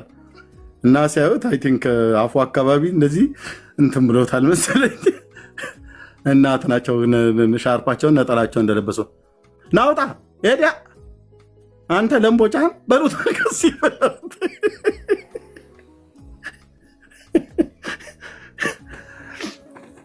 እና አጋንንት ከምስራቅ ከምዕራብ ተሰብሰቡ ብላችሁ የምትሉ በትኑ ብሎ እንዳለ ማለት ነው። እና ለምን እንደሆነ ልንገራችሁ። ጸሎት ዋነኛ የሚሆነው የእግዚአብሔርን ቃል ላይ ቆመህ የምትጸልየው ጸሎት ነው። የእግዚአብሔርን ቃል ሳትይዝ የምትጸልየው ጸሎት ምን ማለት እንደሆነ ልንገርህ። የእግዚአብሔር ቃል በውስጣችሁ ሳይኖር፣ በእግዚአብሔር ቃል ልባችሁ ሳይታመን፣ በእግዚአብሔር ቃል ሳትታጠቁ ለጸሎት የምትንበረከክ ከሆነ የሚመጣብን የሰይጣን ፍላጻና ውጊያ ልትቃወምበት የምችለው የእግዚአብሔር ቃል የዕቃ ጦር የለም፣ ጋሻ የለም፣ ሰይፍ የለም ማለት ነው። ስለዚህ ጋሻ ስለሌለ የራስ ቁሩን ስላልደፋህ የዕቃ ጦሩን ስላለበስክ በፍላጻው ይወጋሃል ማለት ነው። የሚንበለበሉትን የጠላትን ፍላጻዎች ማለት ምን ማለት ነው? የሚንበለበለው የጠላት ፍላጻ ምንድን ነው? ምንድነው የሚንበለበለው የጠላት ፍላጻ? ገጀራ፣ ቢላው ምንድን ነው? የሚንበለበለው የጠላትን ፍላጻ ታጠፉ ዘንድ ይላል ቅዱስ ጳውሎስ። ምንድን ነው? የእግዚአብሔርን ቃል ልብ በሉ። የእግዚአብሔርን ቃል ሳትሞሉ፣ የእግዚአብሔርን ቃል ሳታውቁ ጸሎት ብላችሁ ዝም ብላችሁ አትቀምጡ። ምንድነው የሚንበለበለው የጠላት ፍላጻ? እንደ ቀስት ማለት ነው። ምንድነው? እስካሁን ማንም አልጻፈም ነው። ሽንገላ እዛ ጋ ይላል። የጠላትን ሽንገላ ምንድነው? የዲያብሎስ አሰራር